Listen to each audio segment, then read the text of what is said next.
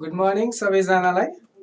आज हामी नेपाल राष्ट्र ब्याङ्कको, नेपाल ब्याङ्क लिमिटेडको र राष्ट्रिय वाणिज्य ब्याङ्कको पनि हामी तिनैवटा ब्याङ्कहरूको रेसियो एनालाइसिस जुन हाम्रो टपिक छ त्यसको बारेमा आज हामी कुरा गर्छौँ। धेरै दिन पछाडि म फेरि स्क्रिनमा आएको छु, बिचमा ग्याप भयो। ग्यापको केही रिजनहरू थियो। सबैजनालाई गुड मर्निङ होलसेलमा एकैचोटि गुड मर्निङ। एकजना त मनिषा हुनुहुँदो रहेछ, म त रेग्मी दिएर निशेषै देखिरहेँ, मेरै नामबाट कसले कमेन्ट गर्नु। अनि हामीहरू धेरै ग्याप भयो, ग्यापको केही रिजनहरू थियो। आजको हाम्रो अकाउन्ट्सको क्लास है, सेवा लेख्दै हुनुहुन्छ।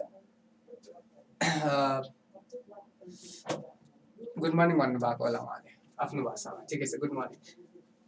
रिजन चाहिँ के भयो भने फर्स्ट रिजन चाहिँ म जहाँ बसिरहेको थिएँ साइडमा भएको मेरो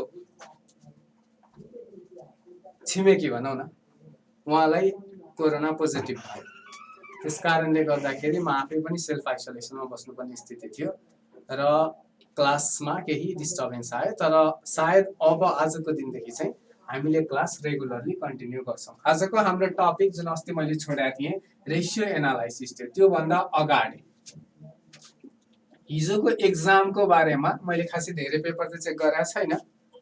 मैले सर हेरेको थिएँ स्टुडेन्टहरूले के गरेछ भनेर, म त्यसको फिडब्याक त दिनै हाल्छु। एउटा थोरै त्यसमा चाहिँ कुराहरू गरौँ। हिजोको मैले एक्जाममा मैले के देखेँ भने मैले जम्मा 3टा क्वेसन दिएको थिएँ। एउटा भनेको फाइनेन्सियल स्टेटमेन्ट भनेको चाहिँ मिरर हो भन्ने कुरा थियो। अर्को क्वेसन भनेको नोमिनल अकाउन्टमा हुने फरकले है र स्टोर लेजरको फरकले कसरी प्रफिट एन्ड लसमा फरक पर्छ भन्ने कुरा थियो। र अर्को चाहिँ बीआरएससँग रिलेटेड क्वेसन थियो। यो 3टै क्वेसनको आज जसले क्लास लिइराख्नु भएको छ र हिजो जसले एक्जाम दिनु भएको थियो, यो 3टै क्वेसनको म फिडब्याक भनौँ तपाईहरुलाई आज बेलुकासम्म अथवा भोलि दिउँसोसम्म दिन्छु।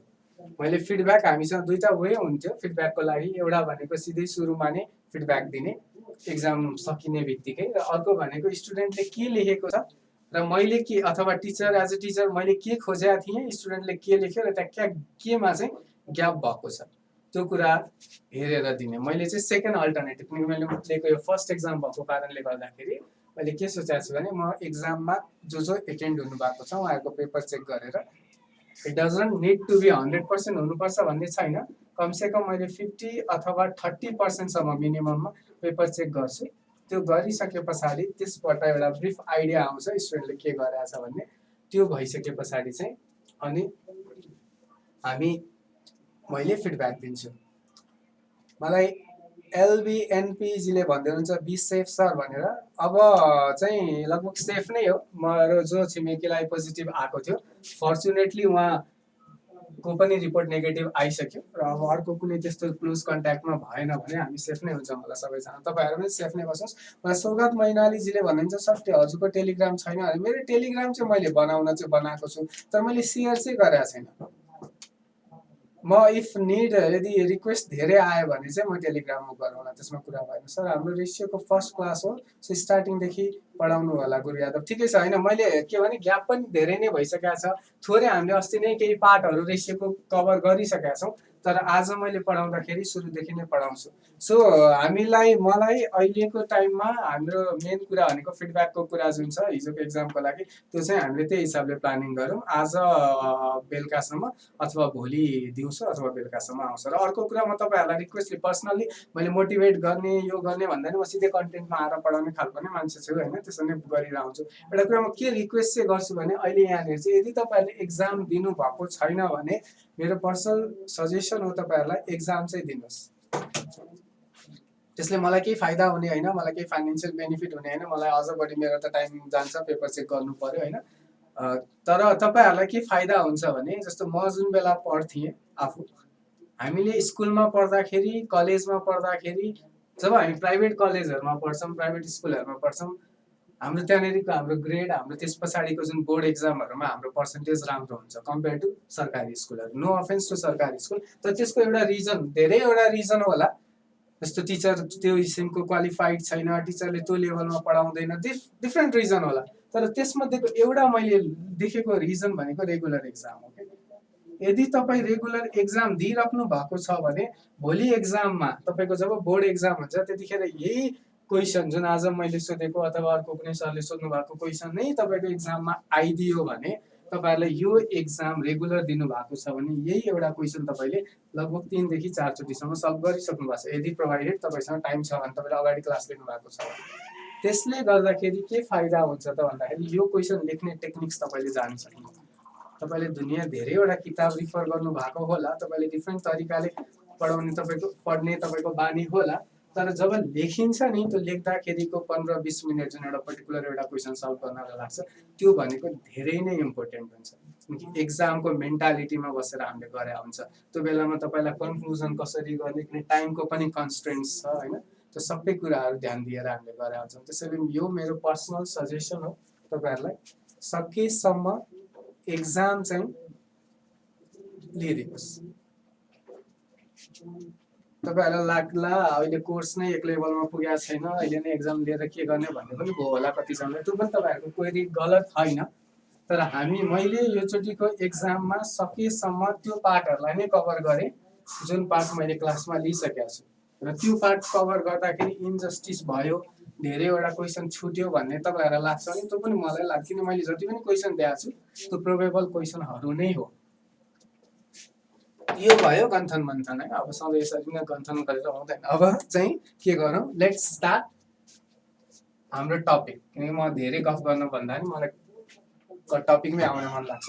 सर अकाउन्टबाट थ्योरी आउँछ कि न्युमेरिकल? यस दुइटै आउँछ, तर अलि बढी मैले देखेको प्याटर्न भनेको चाहिँ थ्योरी नै आउँछ कि जस्तो लाग्यो। जस्तो अब डेप्रिसिएसन भनेको हामीले इभन सिएमा पढ्दाखेरि अथवा त्यो 11-12मा पढ्दाखेरि पनि थ्योरिटिकल पार्ट भन्दा प्र्याक्टिकल पार्ट भनौँ न, न्युमेरिकल पार्टहरू नै इम्पोर्टेन्ट हुन्थ्यो है। अब ब्यालेन्स सिटहरू न्युमेरिकल पार्ट नै इम्पोर्टेन्ट हुन्थ्यो, तर यहाँनिर चाहिँ रमाइलो के छ भने थ्योरिटिकल पार्ट्स हुन्छ, सोधिरहेछ भनौँ न। जस्तो हिजो मैले सोधेको क्वेसनहरू यस्तै क्वेसनहरू नै आउने हो होइन। फाइनेन्सियल पोजिसन किन मिरर भनिन्छ, यो त्यो त्यस्तो खालको क्वेसनहरू आइरहन्छ। त्यही भएर धेरै जसो प्र्याक्टिकल भन्दा पनि हामीलाई उनीहरूले फोकस गरेको चाहिँ न्युमेरिकल पार्टलाई नै हुन्छ।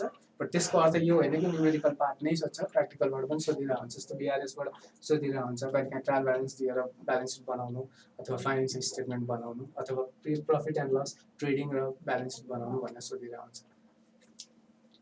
ल अब हामी स्टार्ट गरौँ है त रेसियो एनालाइसिस। हेर्नुहोस्, रेसियो एनालाइसिस भनेको के हो भने हामीले हाम्रो लास्ट क्लासमा अथवा यो भनौँ कि योभन्दा अगाडि जसले क्लास लिनु भएको छैन नेपाल ब्याङ्क लिमिटेडको है, तपाईँहरूलाई अहिले क्लास नभएको कारणले गर्दाखेरि ब्यालेन्स सिट र प्रफिट एन्ड लस मैले पढाएको छैन, तर तपाईँहरूले 11-12मा ब्यालेन्स सिट र प्रफिट एन्ड लस एकाउन्ट पढिसक्नु भएको छ। त्यसैले यो टपिक हाम्रो डाइरेक्टली रिलेटेड हुन्छ ब्यालेन्स सिट र प्रफिट एन्ड लसमा। र मलाई पर्सनली के लाग्छ भने हाम्रो 11-12 र बिबिएस को बेस भएको कारणले गर्दाखेरि वाट वी क्यान डु त भन्दाखेरि हामीले यो टपिकलाई उठाउन सक्छौँ। हामीले यो टपिक तपाईँहरूले अहिले नै पढे पनि तपाईँहरूले यसमा बुझ्न सक्नुहुन्छ।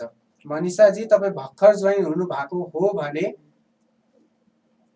चाहिँ मलाई थाहा भएन, नभए मैले के गर्छु फिडब्याकको लागि भन्ने कुरा मैले भनिसकेको छु है। तपाईँले यसो गर्नुहोस्, भरे क्लास सकिसके पछाडि अगाडिको जुन यो 10 मिनट जस्तो तपाईँको छुट्यो त्यो 10 मिनट हेर्नुहोस्, तपाईँको एन्सर आइहाल्छ त्यसमा। ल ठिक छ, अब रेसियो एनालाइसिसबाट स्टार्ट गर्नुहोस्। हामीले रेसियो एनालाइसिसमा के बुझ्नुपर्छ नि, के हो त रेसियो एनालाइसिस भनेको? रेसियो एनालाइसिस भनेको एउटा पर्टिकुलर कम्पनीले आफ्नो ट्रायल ब्यालेन्स बनाएर त्यो ट्रायल ब्यालेन्सको आधारमा जब फाइनेन्शियल स्टेटमेन्ट अथवा जब प्रफिट एन्ड लस, जब ब्यालेन्स सिट, जब ट्रेडिङ एकाउन्ट बनाउँछ, त्यो बनाइसके पछाडि त्यसमा भएको डिफ्रेन्ट फिगरहरूलाई एनालाइज गर्छ। उसँग मानव करेन्ट एसेट्समा डेटर्स छ अरे, अथवा मानव उसँग क्यास छ अरे करेन्ट एसेट्समा है, त्यो अथवा मानव उसँग बिल्स रिसिभेबल छ अरे। त्यस्तै करेन्ट लायबिलिटिज पनि उसले हाल्यो, करेन्ट लायबिलिटिजमा बिल्स पेबल छ अरे, क्रेडिटर्स छ अरे। ब्यालेन्स सिटले के गर्छ त भन्दाखेरि यो इन्फर्मेसनलाई खाली टेबुलेट गर्ने काम गर्छ। मेरो डेटर्स यति छ, क्यास यति छ, ब्याङ्क रिसिभेबल यति छ, पेबल यति छ, क्रेडिटर्स यति छ, खाली यो इन्फर्मेसनलाई टेबुलेट गर्ने काम गर्छ।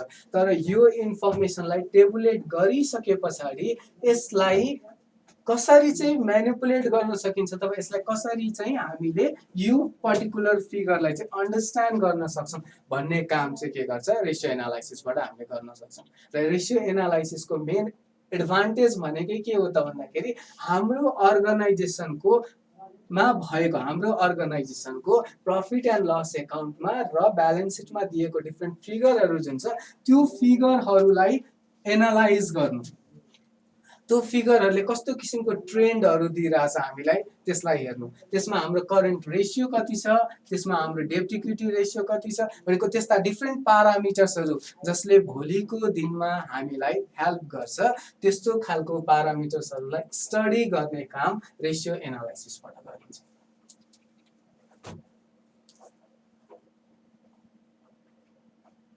कौशल ढुङ्गानाजीले नयाँ ब्याङ्कका नयाँ साथीहरू नि हुनुहुन्छ भन्नुहुन्छ नि। हेर्नुहोस् एउटा कुरा है, मैले अहिले यो बिचमा फेरि मलाई टपिकमा गइसके पछाडि यस्तो गन्थन मन्थन गर्न खासै मन लाग्दैन है। हामीले के बुझौँ भने नेपाल ब्याङ्क लिमिटेडको क्लास आज यसैमा हामीले गराउनुको एउटा मात्रै अब्जेक्टिभ के हो भने यो टपिक सिमिलर छ दुवैजनालाई है। मैले फर्स्टमा 10 मिनट किन लगाएँ भने मैले पढाएको फर्स्ट ब्याच हो आज नेपाल ब्याङ्क होइन। नेपाल ब्याङ्कको फर्स्ट ब्याच भएको कारणले गर्दाखेरि यो टिचरले कसरी पढाउँछ के गर्छ तपाईँहरूलाई थाहा नहोला, तपाईँहरूले नेपाल राष्ट्र ब्याङ्कको लिनु भएको छैन होला भनेर मात्रै यो गरे।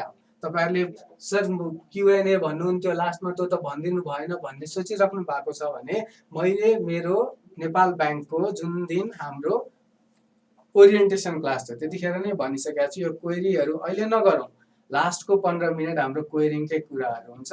त्यही भएर प्लिज कन्सन्ट्रेट गर्नुहोस्। तपाईँहरूको कमेन्टलाई मैले इग्नोर गरेर सिधै पढाउन मैले सक्छु, तर त्यो पढाउँदा जो कमेन्टमा ध्यान गरिराख्नु भएको छ उहाँहरूको फ्लो बिग्रिन्छ क्या।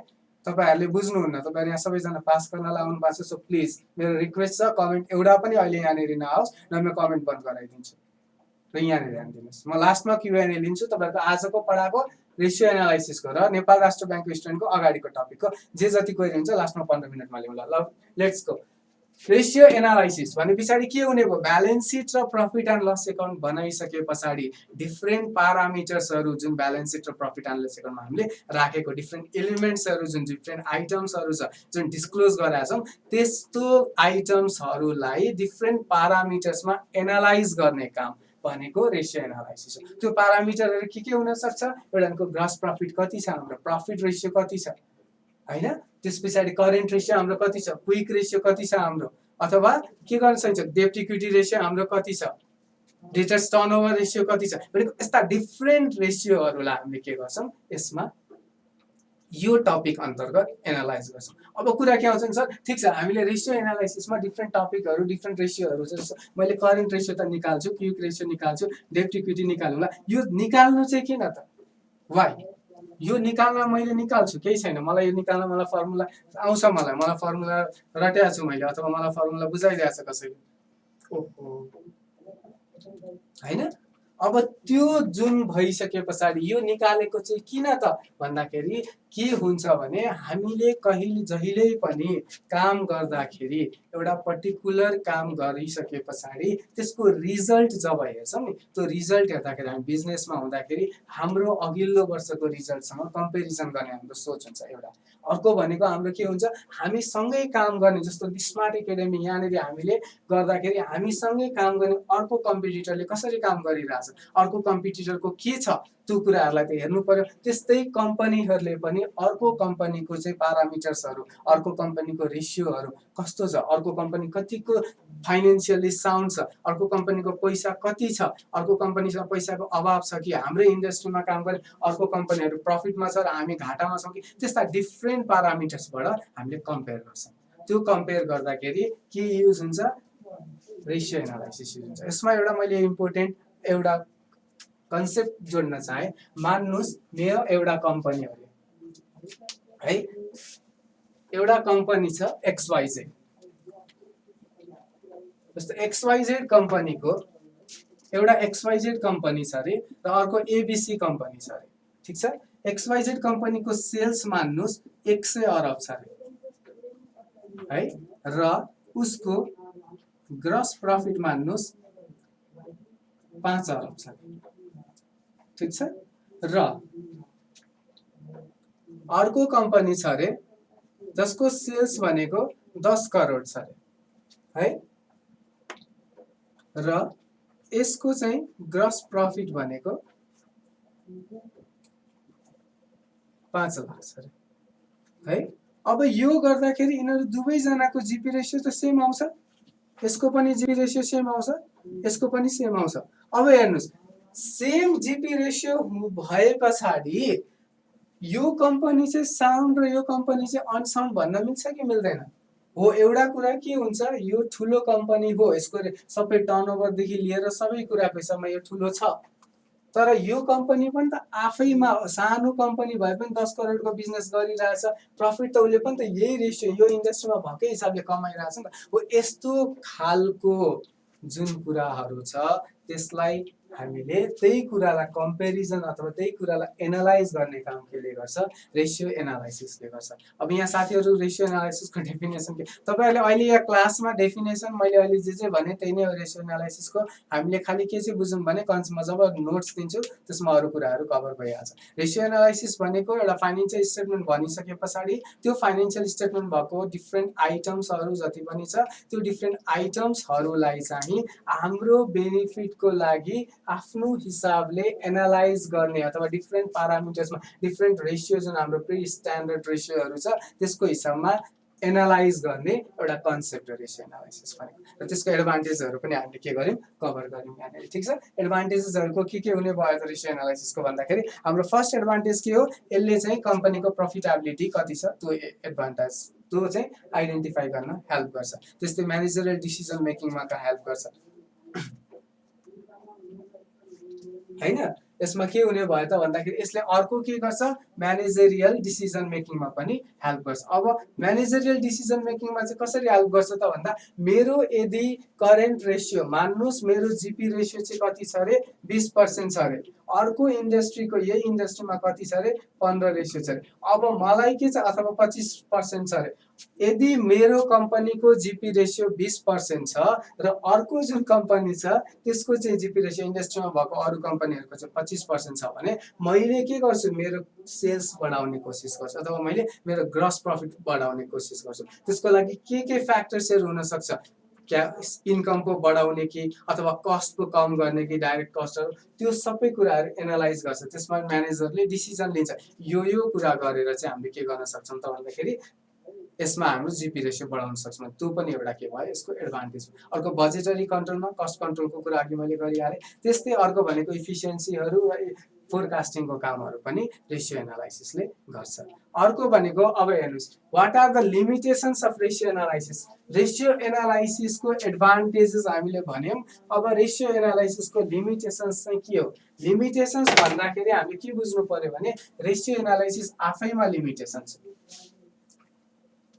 तपाई के बुझ्नुस् भने हामीले रेशियो एनालाइसिस सधैं युज गर्छौं। ब्याङ्कमा तपाईहरु त अझ हुनुहुन्छ, ब्याङ्कमा लोन लिँदाखेरि सबैभन्दा बढी उनीहरुले लोन दिँदाखेरि युज गर्ने प्यारामिटर हो रेशियो। डिफ्रेन्ट रेशियोहरु हेरेर इभन हाम्रै अर्गनाइजेसनमा हामीले ब्याङ्कबाट लोन लिन खोजिरहेछौं, उले डिफ्रेन्ट प्यारामिटर्सबाट हेरिरहेछ, हाम्रो कुनै प्यारामिटर्स पुगेको छैन, त्यसैले हामी नेगोसिएट गर्न खोजिरहेछौं उनीहरुसँग। भनेको त्यस्तो डिफ्रेन्ट प्यारामिटर्सबाट उनीहरुले के गर्छ, रेशियो एनालाइसिसलाई युज गरेर लोन दिने अथवा अरु डिफ्रेन्ट हाम्रो डिसिजन मेकिङहरु डिफ्रेन्ट कुरामा यसको एडभान्टेजेस छ। तर एडभान्टेजेस सँगसँगै यसको लिमिटेशन्स पनि टन्नै छ। एउटा के भन्छ भने जेनरली इन्डस्ट्रीमा जो काम गरिरहेछ उनीहरुले युज गरिराख्ने कुरा भनेको रेशियो एनालाइसिस आफैमा लिमिटेशन छ। प्रेम राईजी, रेशियो एनालाइसिस र फाइनान्शियल रेशियोमा खासै फरक छैन। यो सबै क्वेरीहरु एकैचोटी लास्टमा ल्याउँला है। लिमिटेशन्सको कुरा गर्दा रेशियो एनालाइसिस आफैमा लिमिटेशन्स हो। हामीले डिफ्रेन्ट एडभान्टेजेस छ, त्यसलाई युज गर्छौं। अझ ब्याङ्किङमा त सबैभन्दा बढी युज हुन्छ, यो चाहिँ आफ्नो ठाउँमा छ, तर रेशियो एनालाइसिस आफैमा एउटा लिमिटेशन हो। किन लिमिटेसन हो भने यसको स्ट्यान्डर्ड रुल छैन, स्ट्यान्डर्ड प्र्याक्टिस छैन। मैले एउटा पर्टिकुलर फर्मुला युज गर्दा कुनै बेला केही कुरालाई लिएर गर्न सक्छु, कुनै बेला केही त्यो कुरालाई नलिकन गर्न सक्छु। कहिलेकाहीँ हामीले प्रफिट आफ्टर ट्याक्स लिन्छौँ, कहिलेकाहीँ प्रफिट बिफोर ट्याक्स लिन्छौँ, ठिक छ। त्यही भएर यसको डिफ्रेन्ट लिमिटेसन्सहरू छ। एउटा फर्स्टको लिमिटेसन्स भनेको यसले साइज अफ अर्गनाइजेसनलाई फरक पार्दैन अथवा कन्सिडरै गर्दैन। जस्तो अघिको मेरो एक्जाम्पलमा मेरो 100 अरबको कम्पनी हुनु र मेरो 10 करोडको कम्पनी हुनु एउटै त होइन। तर 100 अरबको कम्पनी र 10 अरबको कम्पनीको के हुन सक्छ, रेसियोजहरू सेम हुन सक्छ। तर ओभरअलमा त मेरो 100 अरबको कम्पनी भनेको त धेरै ठुलो कम्पनी हो नि त, 10 करोडको कम्पनी हो। तपाईहरूले भोलिको दिनमा 10 करोडको कम्पनी खोल्न सक्नु होला, ठुलो कुरा नहोला। तर 100 अरबको कम्पनी खोल्नलाई अलिकति समस्या हुन सक्छ नि त, नेपालको कन्टेक्स्टमा अझ बढी समस्या हुन सक्छ। त्यसैले के यसले चाहिँ साइज अफ अर्गनाइजेसनलाई हेर्दैन। भने 100 अरबको कम्पनीको पनि के हुन सक्छ, जिपी रेसियो मानौँ 40% छ अरे। त्यसरी नै 100 अरब नभएर 10 अरबको कम्पनीको पनि के हुन सक्छ, 40% नै हुन सक्छ। भनेको यसले चाहिँ साइज अफ अर्गनाइजेसनलाई खासै कन्सिडर गर्दैन, ठिक छ। त्यस पछाडि यसमा के हुन्छ भन्नुस् त, यसमा अर्को भनेको हिस्टोरिकल डाटा हामीले युज गर्छौँ। के गर्छौँ हामीले, यसमा मार्केट भ्यालु लिँदैनौँ। मैले अघि सुरुमै के भनेको थिएँ, ब्यालेन्स सिटमा भएको जति पनि इन्फर्मेसनहरू छ त्यसबाट, प्रफिट एन्ड लसमा भएको जति पनि इन्फर्मेसन छ त्यसबाट, त्यो दुईटा कुराबाट चाहिँ के हुन्छ, हामीले रेसियो एनालाइसिस अथवा रेसियोहरू निकाल्छौँ। भनेपछि यसले के लिने भयो त, हिस्टोरिकल डाटा लिने भयो,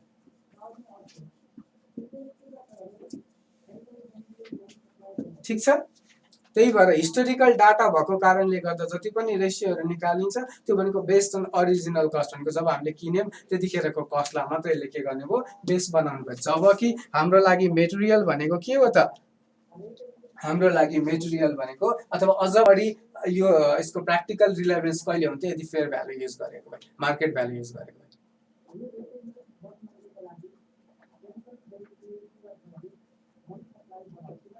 अर्को भनेको हाम्रो रेसियोले जहिले पनि के गर्छ, क्वान्टिटेटिभ आस्पेक्ट्स चाहिँ लिन्छ तर क्वालिटेटिभ आस्पेक्ट्स यसले लिँदैन। अब यो क्वालिटेटिभ आस्पेक्ट भनेको चाहिँ के हो त, मैले अस्तिको जुन फर्स्ट क्लास लिनु भएको छ उहाँहरूलाई त थाहा नै भइसक्यो। क्वालिटेटिभ आस्पेक्ट भनेको मेरो यदि पर्टिकुलर एउटा कर्मचारीको धेरै राम्रो एफर्टले गर्दाखेरि मेरो कम्पनीको कस्ट कटिङ भएको छ भने, जस्तै एक्जाम्पलको लागि कुलमान घिसिङ विद्युत प्राधिकरणमा कुलमान घिसिङ आइसके पछाडि त्यहाँनेरि धेरै राम्रो कामहरू भएको छ जसले गर्दाखेरि विद्युत प्राधिकरण आफैमा प्रफिटमा गएको छ। तर तपाईले विद्युत प्राधिकरणको रेसियो हेर्नुभयो भने, रेसियो एनालाइसिस गर्नुभयो भने, मुकेश काफ्लेजी हुँदाखेरि र कुलमान घिसिङजी आउँदाखेरिको रेसियो एनालाइसिसमा उहाँको एफर्ट रेसियोमा देखिएला, तर उहाँले लगाएको एफर्टको एक एकवटा इन्फर्मेसन हामीले पाउन सक्दैनौँ रेसियोमा। किनभने रेसियो एनालाइसिस हामीले जब गर्छौँ त्यसले क्वालिटेटिभ आस्पेक्ट्सलाई लिँदैन, त्यसले खालि केलाई मात्रै लिन्छ, क्वान्टिटेटिभ आस्पेक्ट्सलाई मात्र लिन्छ। त्यस्तै अर्को भनेको हामीले हिस्टोरिकल डाटा लिने भएको कारणले गर्दाखेरि यसले इन्फ्लेसनको कुरालाई पनि लिँदैन। जेनरली हाम्रो जति पनि अकाउन्टिङ छ, अकाउन्टिङले इन्फ्लेसन कन्सिडर गर्दैन, बिकज अकाउन्टिङ जेनरली के हुन्छ, अकाउन्टिङ हिस्टोरिकल कस्टमा गरिरहेको हुन्छ हामीले। तर अहिले आएर एनएफआरएस आएको छ, जसलाई म तपाईँहरूको अब 2-3 दिन पछाडिको क्लासमा सायद हाम्रो एनएफआरएस अथवा अर्को हप्तामा हाम्रो एनएफआरएस होला। एनएफआरएसले चाहिँ अहिले फेयर मार्केट भ्यालुमा जानुपर्छ भनेर भन्छ।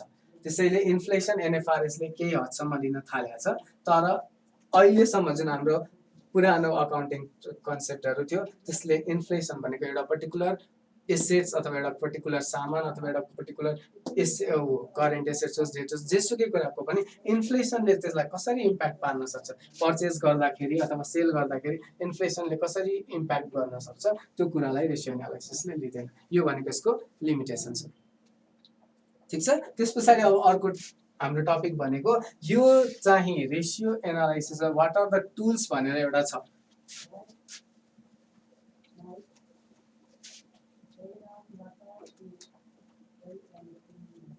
अर्को तपाईहरुको सिलेबसमा पर्ने भनेको इन्भेस्टमेन्ट गर्दाखेरि कस्तो कस्तो किसिमको टुल्सहरु लिनुपर्छ भन्ने कुरा छ। एउटा भनेको आईआरआर, यो खासै इम्पोर्टेन्ट हाम्रो एनआरबी को लागि नहोला। अर्को भनेको नेट प्रेजेन्ट भ्यालु र अर्को भनेको पेब्याक पिरियड।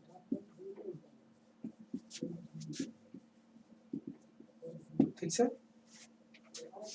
यो तीनटै कन्सेप्टलाई म ब्रिफली पब्जी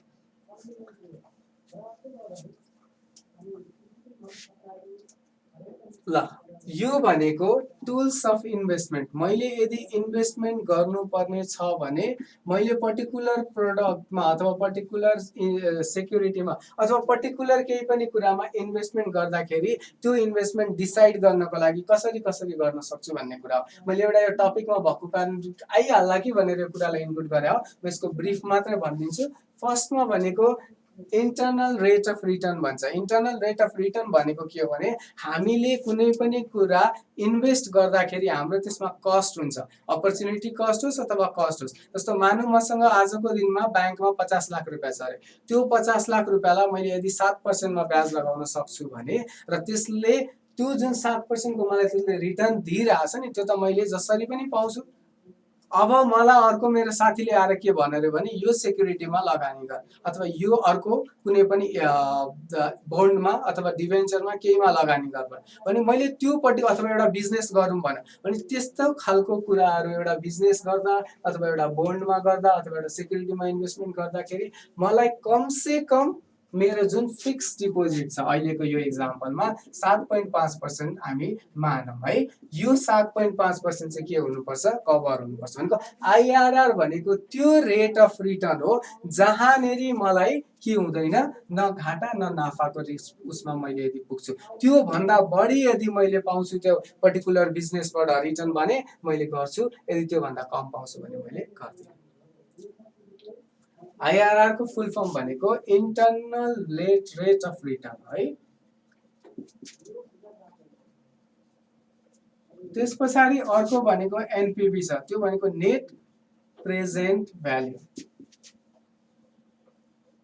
ठीक छ, नेट प्रेजेन्ट भ्यालु भनेको चाहिँ के हो त भन्दाखेरि मानौँ मैले अघिकै एक्जाम्पलको हिसाबमा म 50 लाख रुपैयाँ लगानी गर्दैछु रे। अब यो 50 लाख रुपैयाँ एउटा बिजनेसमा मैले लगानी गर्ने सोचेको छु भने जब यो 50 लाख रुपैयाँको मैले लगानी गर्छु त्यो बिजनेसबाट आउने इन्कम यदि 51 लाख अथवा 50 लाख भन्दा बढी छ भने त्यो केसमा मैले इन्भेस्टमेन्ट गर्ने। यदि मेरो त्यसबाट आउने टोटल इन्कम जुन छ त्यो चाहिँ 50 लाख भन्दा कम भनेको 48 लाख 47 लाख जति होस् 50 लाख भन्दा कम छ भने त्यस्तो खालको केसमा चाहिँ इन्भेस्टमेन्ट नगर्ने भनेर भन्छ। र अर्को भनेको हाम्रो पेब्याक पिरियड भनेको यदि मेरो एक्जाम्पल अघिकै एक्जाम्पल जुन 50 लाखको एक्जाम्पल थियो त्यो 50 लाखको इन्भेस्टमेन्ट मैले गर्छु भने मेरो एउटा माइन्डमा जस्तो हामीसँग खासै पैसा छैन भने त्यो कुरा मेटेरियल हुँदैन, तर जोसँग इन्कम छ त्यो मान्छेले के गरेर हुन्छ भने 50 लाख लगानी गरेर 10 वर्ष पछाडि मलाई 50 लाखको रिटर्न आयो उसले नसोच्न सक्छ। किनकि उसमा डिफ्रेन्ट अपर्च्युनिटिजहरू हुन्छ त्यो पैसा लगानी गर्ने, यहाँ गर्ने कि त्यहाँ गर्ने कि त्यहाँ गर्ने। त्यसैले उसले के गर्छ भने पेब्याक पिरियड हेर्छ। पेब्याक पिरियड भनेको त्यो पर्टिकुलर लगानी गर चाहिँ 50 लाख रुपैयाँ चाहिँ कति वर्षमा उठ्छ उसले त्यो हेर्छ। यदि उसलाई त्यो 50 लाख मानौँ हाम्रो एक्जाम्पलमा 4 वर्षमा उठ्छ भने उसले त्यो इभ्यालुएट गर्छ कि यो 4 वर्षसम्म ऊ 50 लाख होल्ड गर्न त्यो बिजनेसमा सक्छ कि सक्दैन। यदि सक्छ भने उसले गर्छ, नभए गर्दैन। रेशियो एन्ड इन्भेस्टमेन्टको कुरा सन्दर्भ बुझिएन सर भन्दै हुनुहुन्छ। मैले रेशियो एनालाइसिसमा एउटा टुल्स अफ इन्भेस्टमेन्ट भन्ने टपिक पनि पढेको हुनाले यसलाई कभर मात्रै गर्दै लास्टमा यसलाई लिएको भए पनि हुन्थ्यो होला हुन त। अब त्यस पछाडि हामी के गरौँ भने there are different types of ratio. हेर्नुस्, टाइप्स अफ रेशियोमा जाउँ है।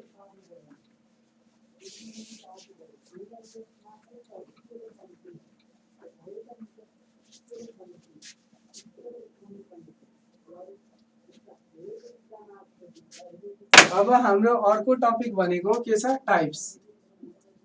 माझै यो रेशियो सक्छु, त्यसैले प्लिज कमेन्ट गरेर आफ्नो टाइम खेर नपार्नुस्। टाइप्स अफ रेशियोज भनेको फर्स्ट टाइप भनेको लिक्विडिटी रेशियो।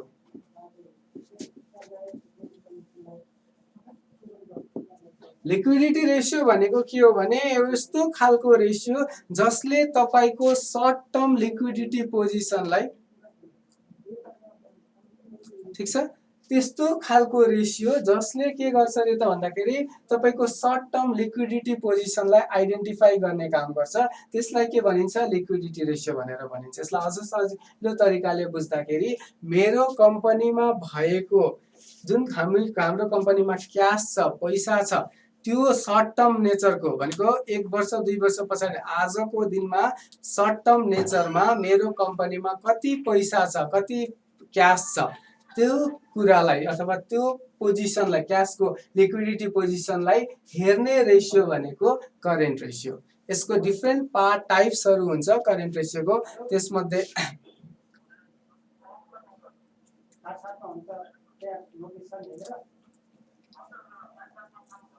अर्पणजी तपाईँको कमेन्ट म अहिले क्युएनएमा लिन्छु है त।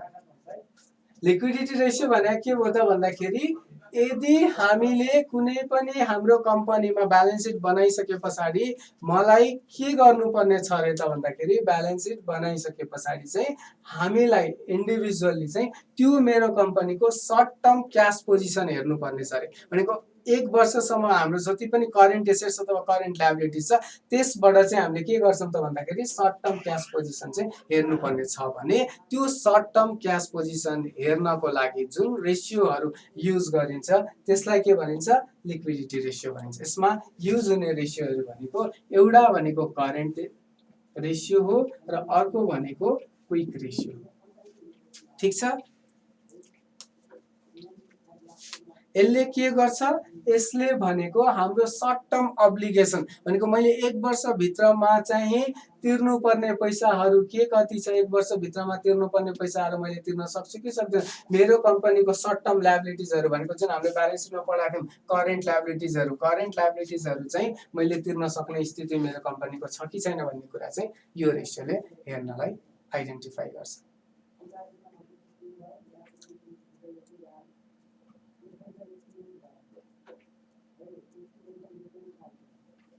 ठीक छ। हामीले रेसियो हैन तपाईहरु चाहिँ यहाँ कमेन्ट गर्दै हुनुहुन्छ नि मैले बुझाएको छैन, यो छैन, त्यो छैन, कमेन्ट गर्न छोड्नुस्, स्क्रिनमा युट्युबलाई फुल स्क्रिनमा लानुस्, त्यसपछि सुन्नुस् अनि बुझिन्छ।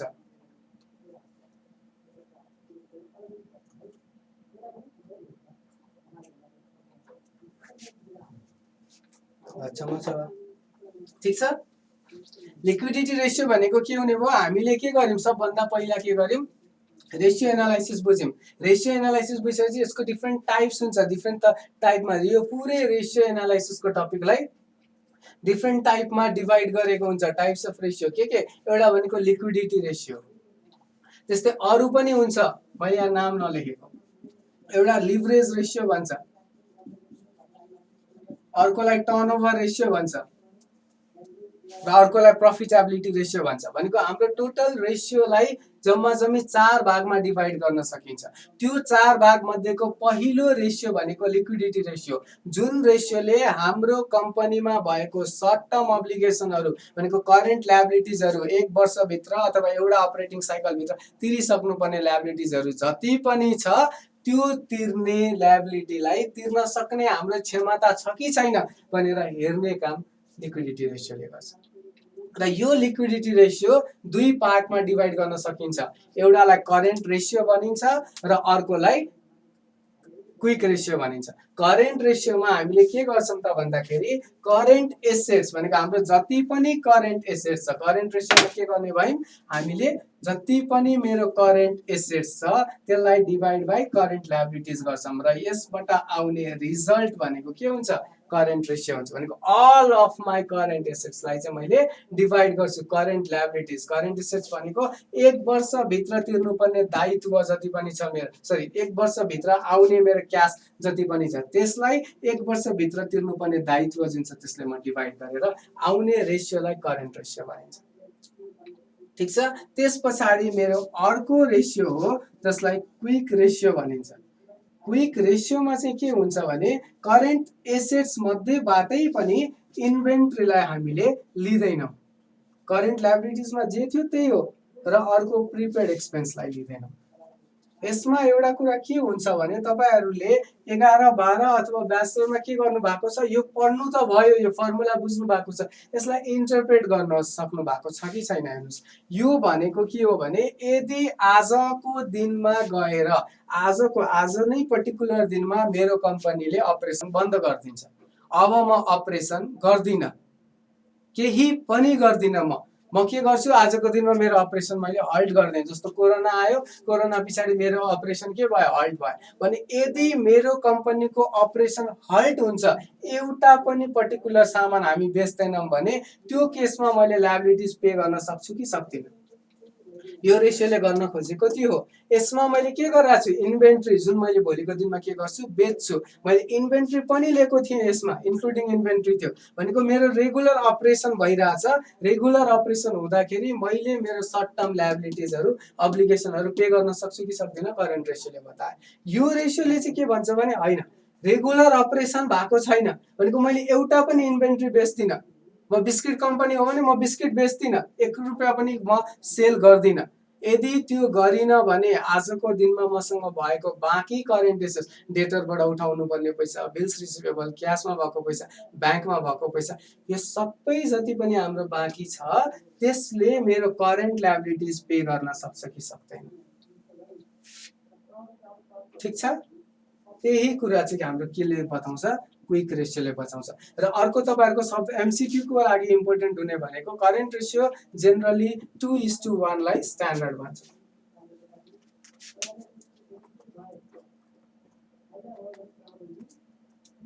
अब त्यस पछाडिको हाम्रो अर्को भनेको रेसियो एनालाइसिसको फर्स्ट पार्ट के थियो, लिक्विडिटी रेसियो थियो। अब सेकेन्ड पार्ट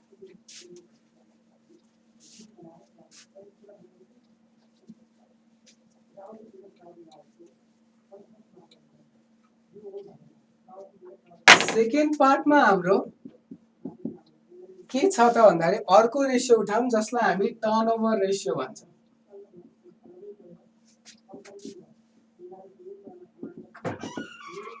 ठिक छ, सेकेन्ड रेसियो भनेको चाहिँ के हो त भन्दाखेरि टर्नओभर रेसियो। यो रेसियोले चाहिँ के गर्छ भने यसमा हाम्रो के थियो, सर्ट टर्म लिक्विड पोजिसन भनेको क्यासको पोजिसनलाई हामीले हेर्यौँ हो।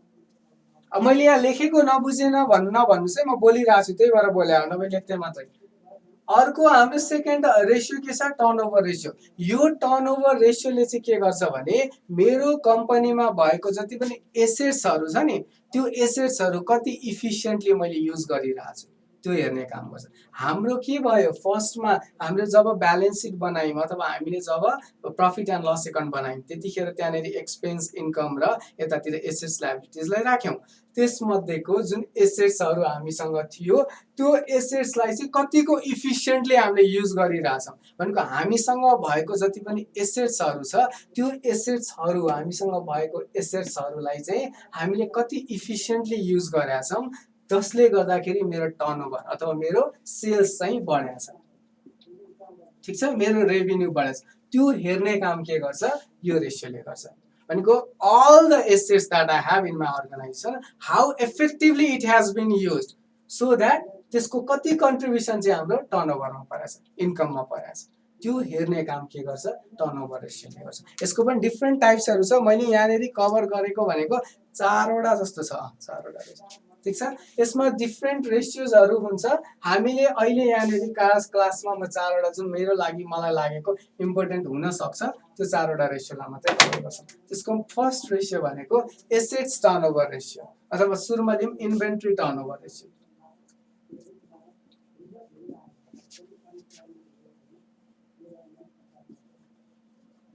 हाम्रो सेकेन्ड जुन टाइप थियो टाइप्स अफ रेसियोमा टर्नओभर रेसियोको, त्यसको एउटा टाइप भनेको के हो, त्यसभित्रको टर्नओभर रेसियोको चाहिँ एउटा टाइप के हो, inventory turnover ratio. Inventory turnover रेसियोले चाहिँ के भन्छ त भन्दाखेरि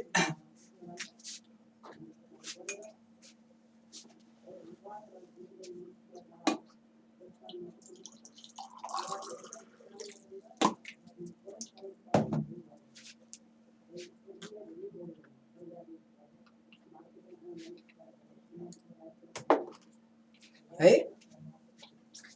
इन्भेन्ट्री टर्नओभर रेसियोमा चाहिँ के भन्छ त भन्दाखेरि मेरो कम्पनीमा भएको जति पनि इन्भेन्ट्रीहरू छ त्यो इन्भेन्ट्रीमालाई मैले कतिको इफिसियन्टली युज गरिरहेको छु, ताकि त्यसको इफिसियन्सी यदि धेरै छ भने मेरो रेभेन्यू के हुन्छ, बढी हुन्छ। त्यसैले यो रेसियोले के हेर्छ भने मेरो कम्पनीमा भएको जति पनि इन्भेन्ट्रीहरू छ त्यो इन्भेन्ट्रीलाई how efficiently we are using. यदि मैले इफिसियन्टली युज गरिरहेको छु भने त्यसले के हुन्छ, यो हाम्रो रेसियो राम्रो बेटर बनाउने भयो। त्यसले म्यानेजमेन्टलाई के थाहा दिने भयो त भन्दाखेरि अच्छा हामीसँग भएको इन्भेन्ट्री चाहिँ प्रोपरली युज भइरहेछ। त्यसैले यो रेसियोले के गर्छ, हामीसँग भएको जति पनि इन्भेन्ट्रीहरू छ त्यो इन्भेन्ट्रीहरू कति इफिसियन्टली अथवा कति इफेक्टिभली हामीले युज गरिरहेछौँ त्यो कुरा हेर्ने काम गर्छ। यसको फर्मुला भनेको इन्भेन्ट्री टर्नओभर, मैले आइटिआर भनेर युज गरेँ टर्म्स। यसको फर्मुला के हो त भन्दाखेरि यसको फर्मुला हुन्छ cost of goods sold divide by average inventory. Inventory turnover रेसियोको फर्मुला के हो त भन्दाखेरि cost of goods sold divide by average inventory हो। मलाई एकजना साथी, मैले नाम भनेर तपाईँको बेइज्जत गर्न चाहिन है, तपाईँ के भन्दै हुनुहुन्छ भने इन्भेन्ट्री भनेको त स्टक होइन सर भन्दै हुनुहुन्छ। अब सोच्नुहोस्, तपाईँलाई इन्भेन्ट्री भनेको स्टक हो भन्ने थाहा छैन, तपाईँ क्लास लिन आउनु भएको छ ब्याङ्किङको, अनि मैले यो पढाएको तपाईँले कसरी बुझ्नुहुन्छ? अनि तपाईँ जस्तो स्टुडेन्टलाई त अभियसली मैले पढाएको बुझ्दैन नि, के भन्ने नै भयो नि त तपाईँ जस्तो स्टुडेन्टले त। मैले मेरो फर्स्ट क्लासमा पनि भनेको थिएँ, आज पनि भन्छु हेर्नुहोस्, मलाई यस्तो बिचमा घस्याङ घुसुङ मन पर्दैन। तपाईँलाई क्लास लिन मन छ लिनुहोस्, लिन मन छैन नलिनुहोस्। र अर्को एउटा कुरा, इम्पोर्टेन्ट कुरा सुन्नुहोस्, तपाईँ के एक्सपेक्ट गर्दै हुनुहुन्छ मबाट भने 15 दिनमा, त्यो पनि नलाग्ला, जम्मा 6 दिन मैले त टाइम लगाइरहेको छु तपाईँहरूको लागि, मलाई कुनै जरुरी छैन यहाँ आएर यत्रो टाइम लगाउन। I am doing good. म जम्मा 10 वटा क्लासमा तपाईँलाई 2 वर्षदेखि तपाईँले पढेको कुरा तपाईँलाई बचाउन सक्छु। तपाईँ बरु मलाई, तपाईँ साँच्चै नै तपाईँहरू जो यहाँ कमेन्ट गर्दै हुनुहुन्छ तपाईँहरू साँच्चै इन्ट्रेस्टेड हो भने भन्नुहोस् न, आजको दिनमा नै भन्नुहोस्। के भन्नुहोस् भने आज सर मलाई पर्सि के पढाउने त्यो भनिदिनुहोस्, 2 दिन म पढ्छु भन्नुहोस्। त्यो हो स्टुडेन्टले गर्ने काम। हावा जस्तो कमेन्ट गरेछ, बुझेन भनेछ, अनि त्यो मान्छेले सोध्छ स्टक र इन्भेन्ट्री एउटै हो भनेर। इन्भेन्ट्रीको के अरे रेसियो एनालाइसिसको सर डेफिनेसन दिनुहोस् न भन्छ। ए बाबा, 15 दिनमा तपाईँलाई मैले खालि टेक्निक दिने हो क्या, यो कुरामा यो छ है भन्ने। तपाईँले क्विक रेसियो, कतिजनालाई थाहा थियो हौ क्विक रेसियोमा स्टकको अपरेसन बन्द गरिन्छ भन्ने? तपाईँलाई सबैलाई थाहा थियो करेन्ट एसेट्स माइनस इन्भेन्ट्री हो भन्ने। त्यो कन्सेप्ट लेख्नुहोस्, त्यो कन्सेप्ट बुझ्नुहोस्, त्यो कन्सेप्टको लागि तपाईँले यो क्लास लिएको। रह्यो कुरा डेफिनेसनको, इम्पोर्टेन्सको, लिमिटेसन्सको 5 वटा पोइन्ट 10, त्यो त नोट्समा आइरहेछ नि तपाईँहरूलाई।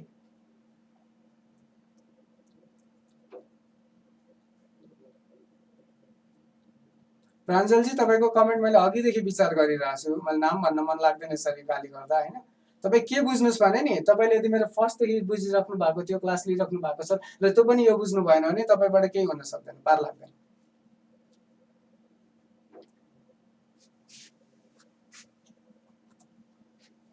म कमेन्ट बन्द गरिदिन्छु अबदेखि। म के गर्छु भने यदि यस्तै रहिरह्यो भने म लास्टको 15 मिनट, अर्को कुरा यदि तपाईँलाई मसँग प्रब्लम छ भने तपाईँहरू म्यानेजमेन्टसँग कुरा गर्नुहोस्, जसलाई प्रब्लम छ।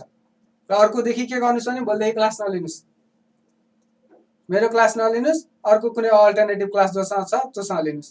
तपाईँलाई मैले दिन सक्ने भनेको त्यति 2टा कुरा हो। अचम्म छ यार, तपाईँहरू जे गर्दै हुनुहुन्छ नि ब्रदर, मैले तपाईँहरू त्यो बेला 2-3 मा पढ्नुहुन्छ होला, त्यहाँदेखि गरिरह क्या यो टिचरलाई इरिटेट गर्ने काम, यो काम त्यो काम। तर तपाईँ स्टकमा इग्नोरै हाल्यो कि, म पनि त्यही गर्थेँ। लास्ट बेन्चमा बस्थेँ, टिचर अगाडि बोल्थ्यो, म हाँसेर बस्थेँ, तर टिचरले भनेको सुन्थेँ म। यदि मैले नै मसँगै पढेको कोही साथीले क्लास लिइरहेछ भने दे नो क्लासमा बस्दा निशेष रेग्मी के गर्थ्यो भन्ने। तर irrespective of what you do, तपाईँ गर्नुहोस्, रमाइलो गर्नुहोस्। के चाहिँ गर्नुपर्छ भने ध्यान दिनुहोस् के पढाएको कुरामा चाहिँ।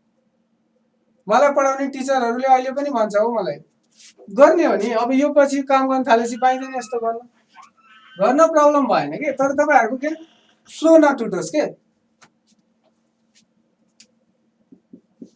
पढुन्जेल त अब अहिले मैले क्लास लिन्न, यस्तो गर्न पाउँदिनँ। क्लास दिइराख्नु भएको छ, सहनु परिरहेछ तपाईँहरूको नौटङ्की। गर्नलाई जे गर्दै पनि हुन्छ, तर के गर्नुहोस् भने ध्यान चाहिँ दिनुहोस्। तपाईँहरूको कमेन्टमा इग्नोरै हानिरहेको थियो, मलाई एउटा कमेन्ट स्टक र इन्भेन्ट्रीको कमेन्टले मेरो दिमागमा भयो, किन त्यति थाहा छैन, क्लास लिनु काम छैन कि।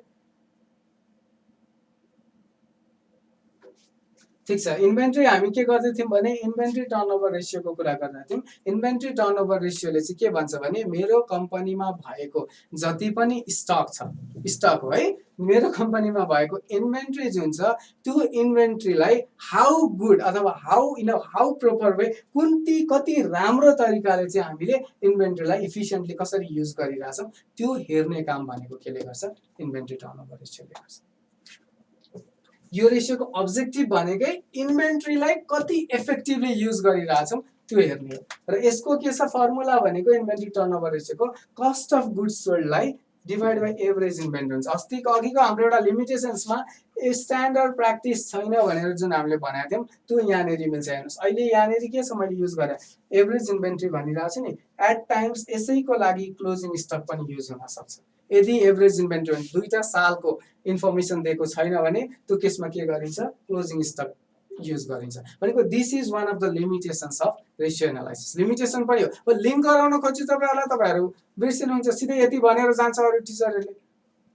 त लिमिटेसन्स कसरी भयो त बुझिन्छ नि त यसरी भन्दा, त्यो तपाईँहरू सोच्न सक्ने बुझ्न सक्ने थोपी नै छैन।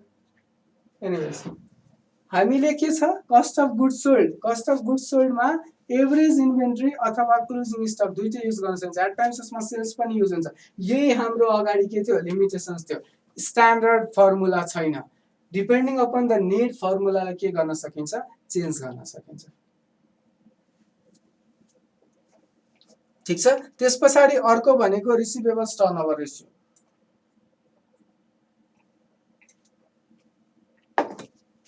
अर्को के छ रिसिभेबल्स टर्नओभर रेसियो छ। रिसिभेबल्स टर्नओभर रेसियोले चाहिँ के भन्छ भने हामीसँग जुन डेटर्सहरू छ नि, जुन मैले क्रेडिटमा गरेको छु, ठिक छ, मैले जुन क्रेडिटमा सेल गरेको छु त्यो क्रेडिटमा सेल गरेकोलाई चाहिँ त्यसको कतिको इफिसियन्टली हामीले त्यसलाई इनक्यास गर्न सकिरहेछौँ भन्ने कुरा चाहिँ यसले डिफाइन गर्छ। भनेको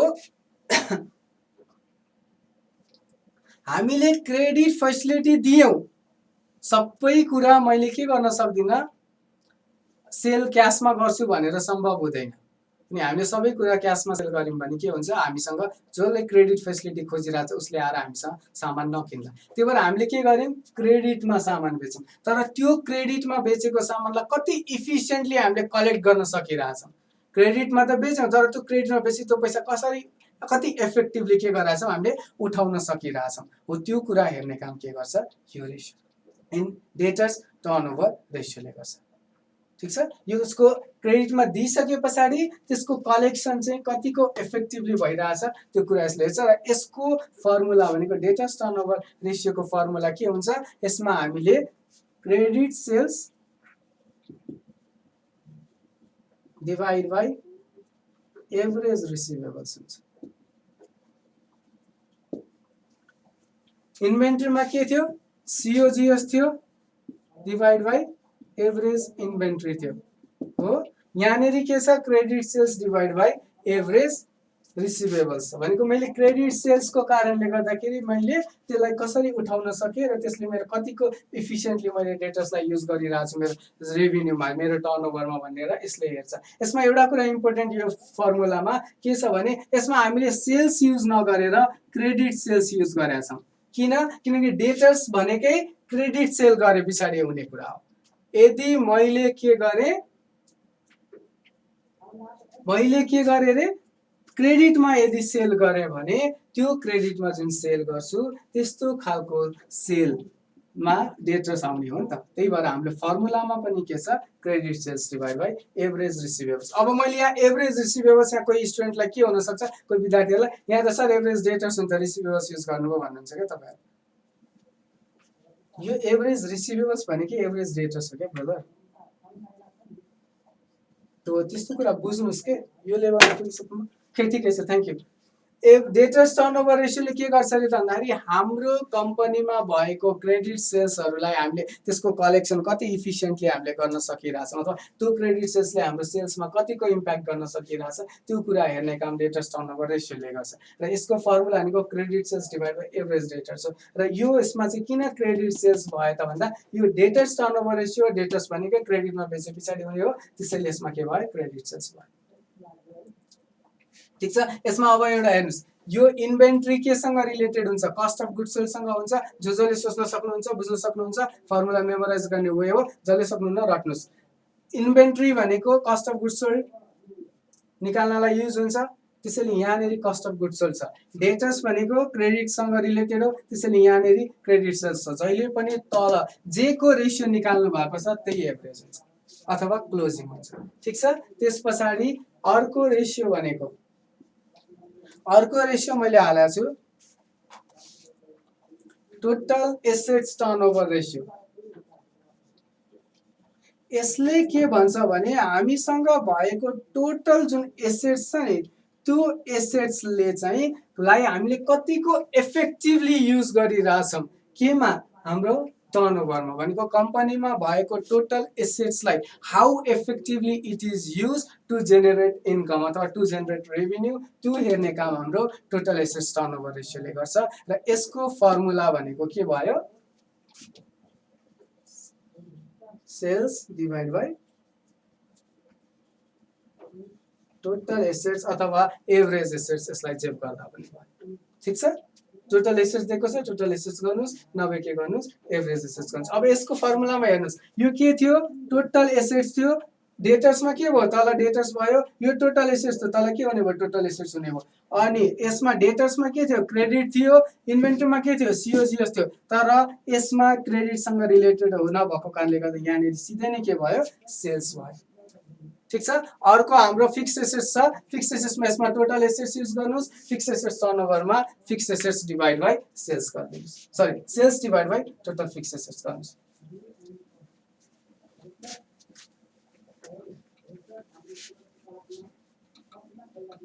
भनेको के हुने भयो फिक्स्ड एसेट्स टर्नओभर रेशियो जुन छ त्यसको फर्मुला के हुने भयो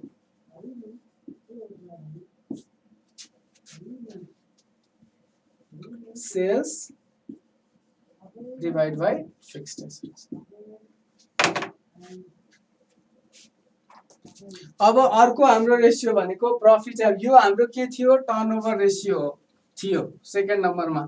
अब थर्डमा भनेको के छ प्रॉफिटेबिलिटी रेशियो छ।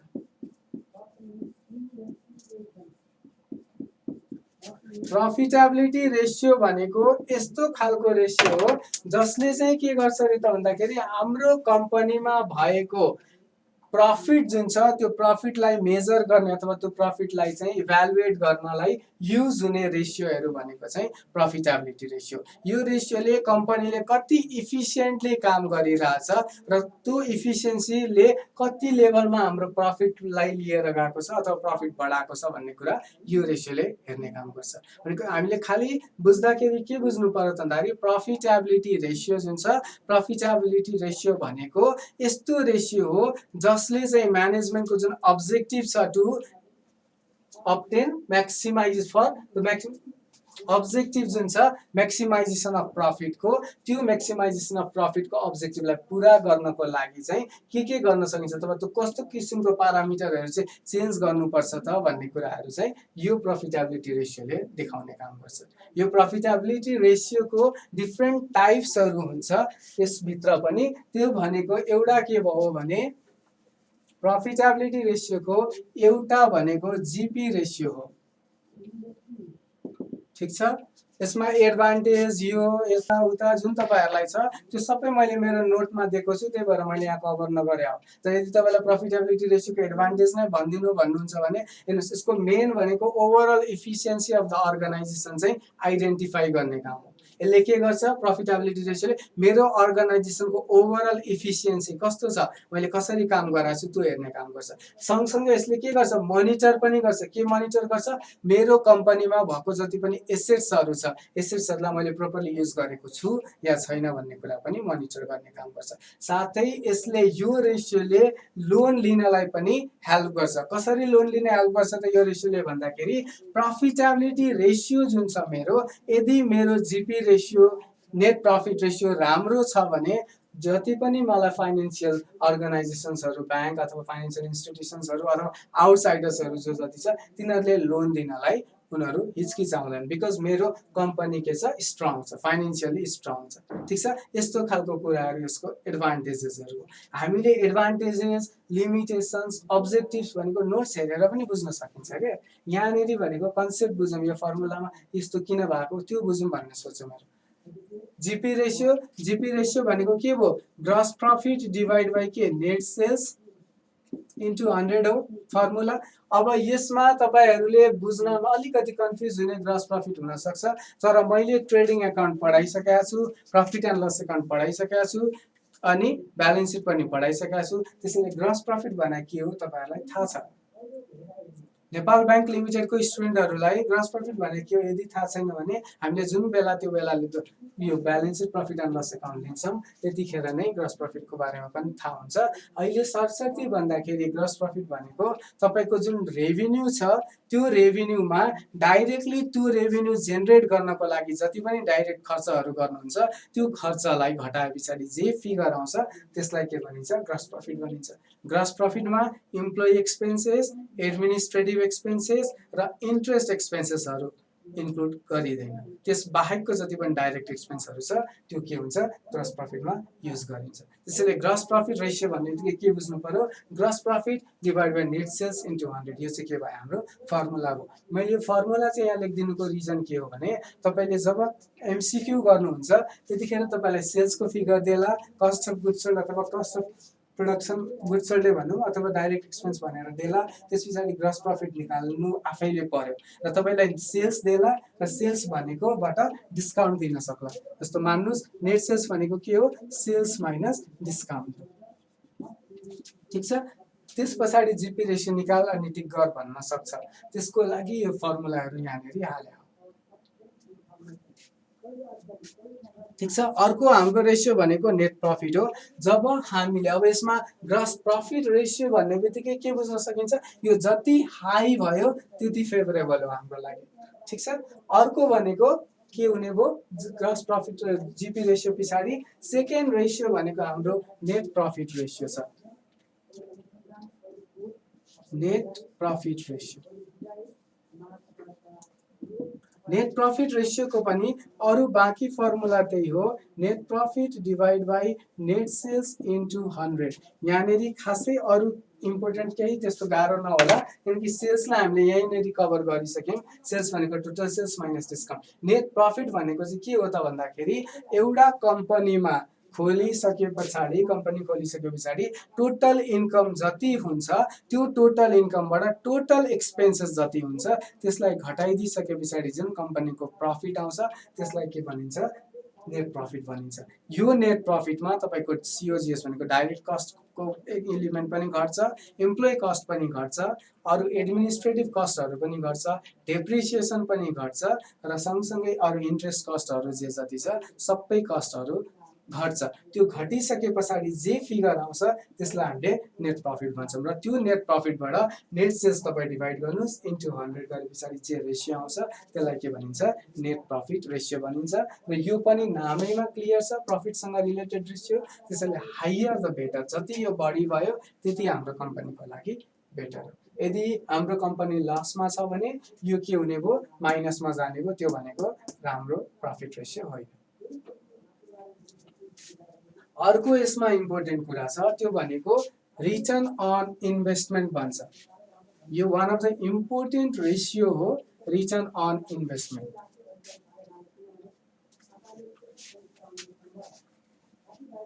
ठीक छ हाम्रो थर्ड रेशियो भनेको रिटर्न अन इन्भेस्टमेन्ट हो रिटर्न भन्ने बित्तिकै बुझिन्छ प्रफिटसँग रिलेटेड कुरा भन्ने। अब रिटर्न अन इन्भेस्टमेन्ट चाहिँ के हो त? रिटर्न अन इन्भेस्टमेन्ट भनेको मैले मेरो कम्पनीमा इन्भेस्टमेन्ट गरिसके पछाडि अथवा मैले मेरो कम्पनीमा को सेयर किनिसके पछाडि त्यहाँनिर लगानी गरिसके पछाडि त्यो लगानी मैले कतिको पाएँ त, त्यो लगानी मेरो उठ्यो कि उठेन, त्यो हेर्ने काम के गर्छ? रिटर्न अन इन्भेस्टमेन्ट वाला रेसियोले गर्छ।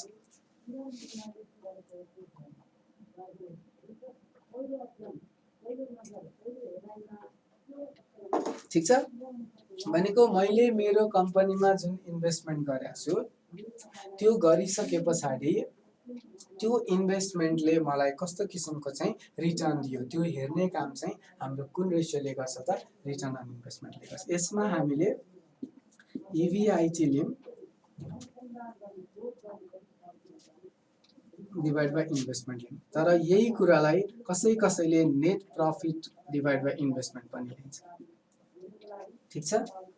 भनेको यो रिटर्न अन इन्भेस्टमेन्टमा नेट प्रफिट डिभाइड बाई इन्भेस्टमेन्टको फर्मुला लगाएर तपाईँले रिटर्न अन इन्भेस्टमेन्टको एउटा पर्टिकुलर कम्पनीमा हामीले इन्भेस्टमेन्ट गरिसके पछाडि कुन लेभलको चाहिँ रिटर्न हामीले पायौँ भन्ने कुरा यो रेसियोले देखाउने काम गर्छ। त्यस पछाडि अर्को रिटर्न अन एसेट्स छ। यो रिटर्न अन एसेट्स जुन छ यसमा अलिकति कन्फ्युजन तपाईहरुलाई होला।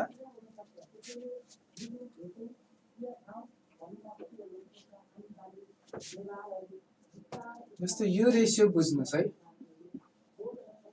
रिटर्न अन एसेट्स भनेर तपाईले जब एक्जाममा सोध्यो भने अरु रेशियोमा तपाईले प्राय जसो के गर्नुहुन्छ, नेट प्रॉफिट डिवाइड बाइ जे कुरासँग रिटर्न खोजे हो त्यसको त्यसलाई डिवाइड गरिन्छ टोटल एसेट्स यो केसमा हैन।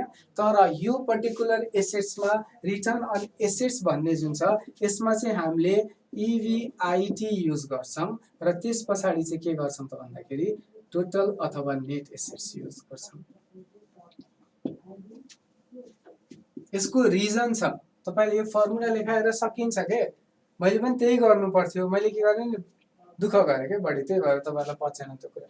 रिटर्न अन एसेट्स भन्ने बित्तिकै हामीले रिटर्न अन एसेट्समा चाहिँ हामीले के गर्छौं त भन्दाखेरि EV/IT अथवा यसलाई त अझ क्लियरली भन्दाखेरि आफ्टर ट्याक्स तर बिफोर इन्ट्रेस्ट। यो फर यसलाई EV/IT लेख्नु भन्दा पनि net profit after tax, tax पछाडीको तर बिफोर इन्ट्रेस्टको यो फर्मुला हुन्छ। हेर्नुस् हामीले जति पनि रेशियोमा फर्मुलाहरु लगाएको हुन्छ त्यसको पछाडी एउटा लजिक हुन्छ। टु वे हो, एउटा भनेको त रट्ने, अर्को भनेको बुझ्ने। तपाईले के बुझ्नुस् भने रिटर्न अन एसेट्स भनेर जब तपाईलाई एक्जाममा सोध्छ अथवा तपाईलाई ब्याचलरमा सोध्ला मास्टरमा सोध्ला जुन लेभलमा पनि सोध्यो भने त्यो रिटर्न अन एसेट्स को फर्मुला भनेको net profit after tax but before interest हुन्छ डिवाइड बाइ टोटल अथवा नेट एसेट्स हुन्छ। यसमा कन्सेप्ट छ, यो कन्सेप्ट बुझ्नुस्।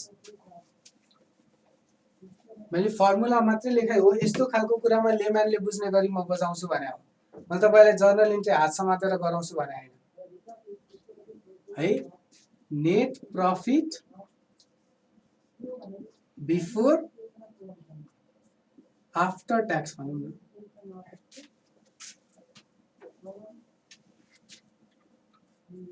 After tax but before interest.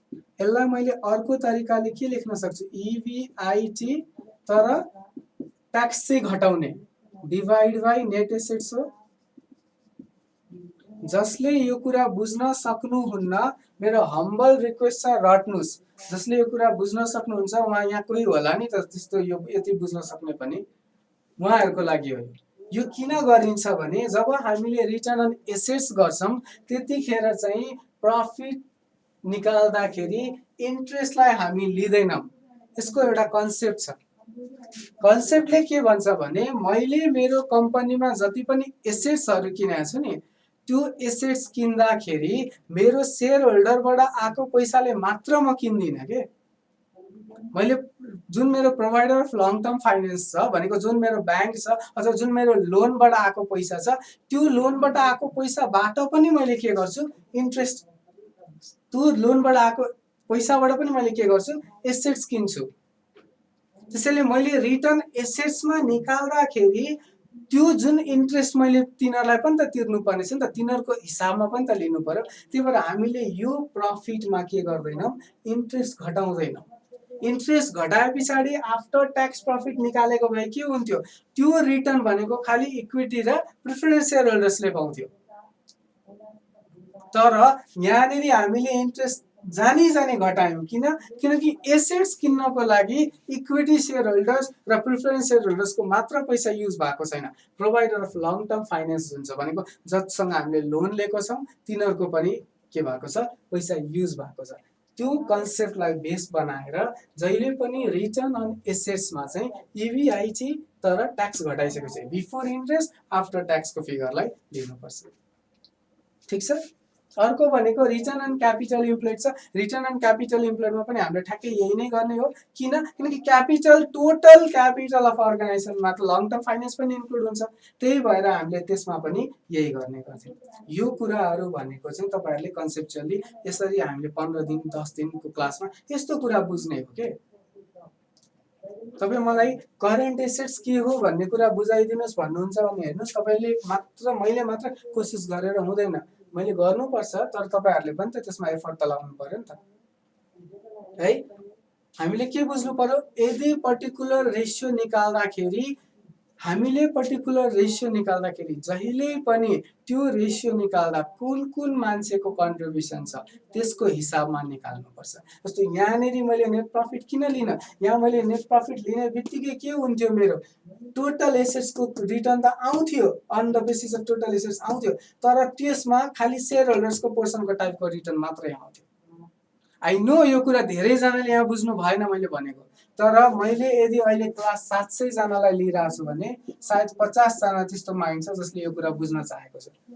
यो 50 जनाको लागि हो, बाँकीले त रट्ने अप्सन छ नि त। अर्को भनेको रिटर्न अन क्यापिटल इम्प्लोइड। मैले भनिहालेँ रिटर्न अन क्यापिटल इम्प्लोइड पनि टोटल क्यापिटल जहिले पनि के गर्छ, includes short long term finance पनि। त्यही भएर रिटर्न अन क्यापिटल इम्प्लोइडमा पनि हामीले इभिआइटी तर आफ्टर ट्याक्सलाई लिने गरे हो। र लास्टमा भनेको हाम्रो रिटर्न अन इक्विटी छ, यसलाई पनि लिदिउँ। जस्तो अब यो एउटा हेर्नुहोस् है, रिटर्न अन इक्विटी। हामीले जब रिटर्न अन इक्विटी गर्छौँ नि, रिटर्न अन इक्विटी गर्दाखेरि हामीले के गर्छौँ, सुरुमा नेट प्रफिट आफ्टर ट्याक्स लिन्छौँ, त्यस पछाडि के गर्छौँ, प्रिफरेन्स डिभिडेन्ड घटाउँछौँ। अघिकै लजिक हो यसमा पनि। एउटा वे भनेको रिटर्न अन इक्विटी भन्ने आउने बित्तिकै प्रिफरेन्स डिभिडेन्ड घटाइदिने वे त्यो एउटा छ। तर बुझ्नको लागि अघि जसरी हामीले capital return on capital employed return on एसेट्समा बुझेका थियौँ त्यही कन्सेप्ट हो यसमा पनि। मलाई यसमा रिटर्न कसको लागि मात्रै चाहिएको छ, इक्विटी सेयर होल्डर्सको लागि मात्रै चाहिएको छ रिटर्न भनेपछि मैले के गर्छु, मेरो प्रफिटबाट प्रिफरेन्स डिभिडेन्ड घटाउँछु। त्यही भएर इन्टेन्सनली हामीले के गर्छौँ, यसबाट चाहिँ प्रिफरेन्स डिभिडेन्ड घटाउँछौँ। अब यहाँ केही साथीहरू हुनु होला जसले के भन्नु होला, हामीलाई एक्जाममा त यो प्र्याक्टिकल पार्ट सोध्दैन, यो ब्याचलरको क्लास होइन, मास्टर्सको क्लास होइन, किन यसरी प्र्याक्टिकल गराएको भन्नु हुँदै यदि तपाईँहरूको माइन्डमा आइरहेछ भने हेर्नुहोस्, जति पनि थ्योरिटिकल पार्ट छ त्यो यस्तो कुराहरू गर्दाखेरि नै गरेको कुराहरू नै छ। जस्तो रिटर्नको हामीले फर्मुला वाट इज यो तपाईँलाई आएर प्रोफिटेबिलिटी रेसियो, यो कुराहरू तपाईँले प्रोफिटेबिलिटी रेसियोमा लेख्न सक्नुभयो नि त, एउटा एडभान्टेज। अर्को एडभान्टेज भनेको एमसिक्यू गर्दाखेरि यस्तो खालको कुरामा फसाइहाल्यो भने नफसौँ भनेर। यो रिटर्न अन इक्विटी भयो। अब हाम्रो त्यस पछाडि अर्को 4th नम्बरमा अर्को टाइप अफ रेसियो छ जसलाई लिभरेज रेसियो भनिन्छ र ब्याङ्किङ इन्स्टिट्युसन्सको लागि एकदमै इम्पोर्टेन्ट रेसियो पनि हो लिभरेज रेसियो।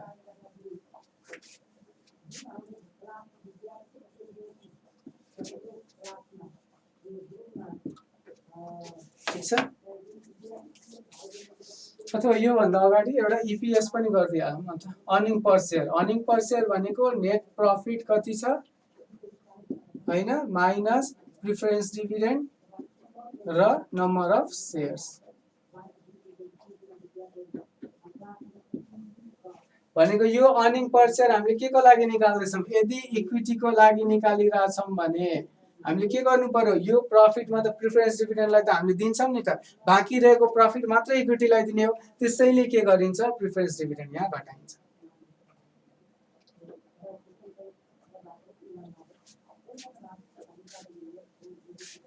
अब के गरौँ, लिभरेज रेसियोमा जाउँ।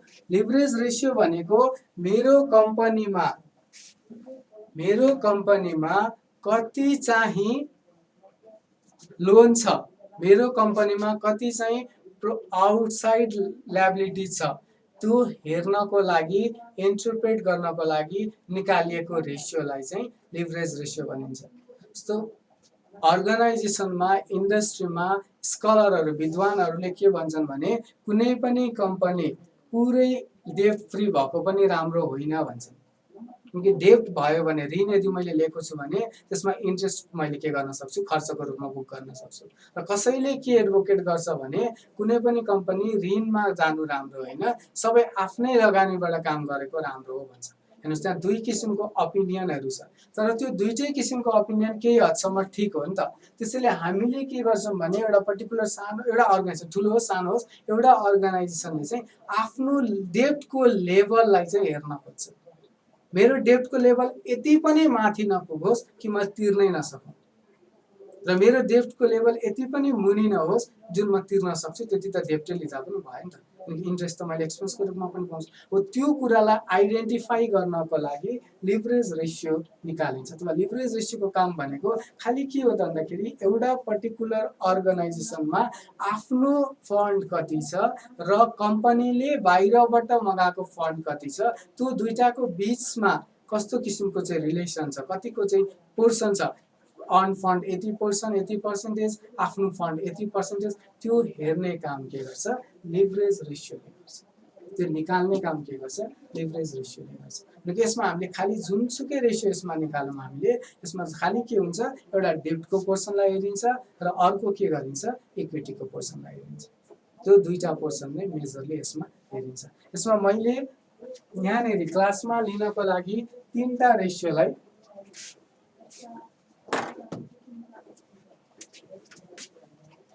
एउटा भनेको डेब्ट इक्विटी रेसियो अथवा डेब्ट टु इक्विटी पनि भनिन्छ, यसको बारेमा पढ्छौँ हामीले यहाँ। अर्को भनेको क्यापिटल गियरिङ रेसियो,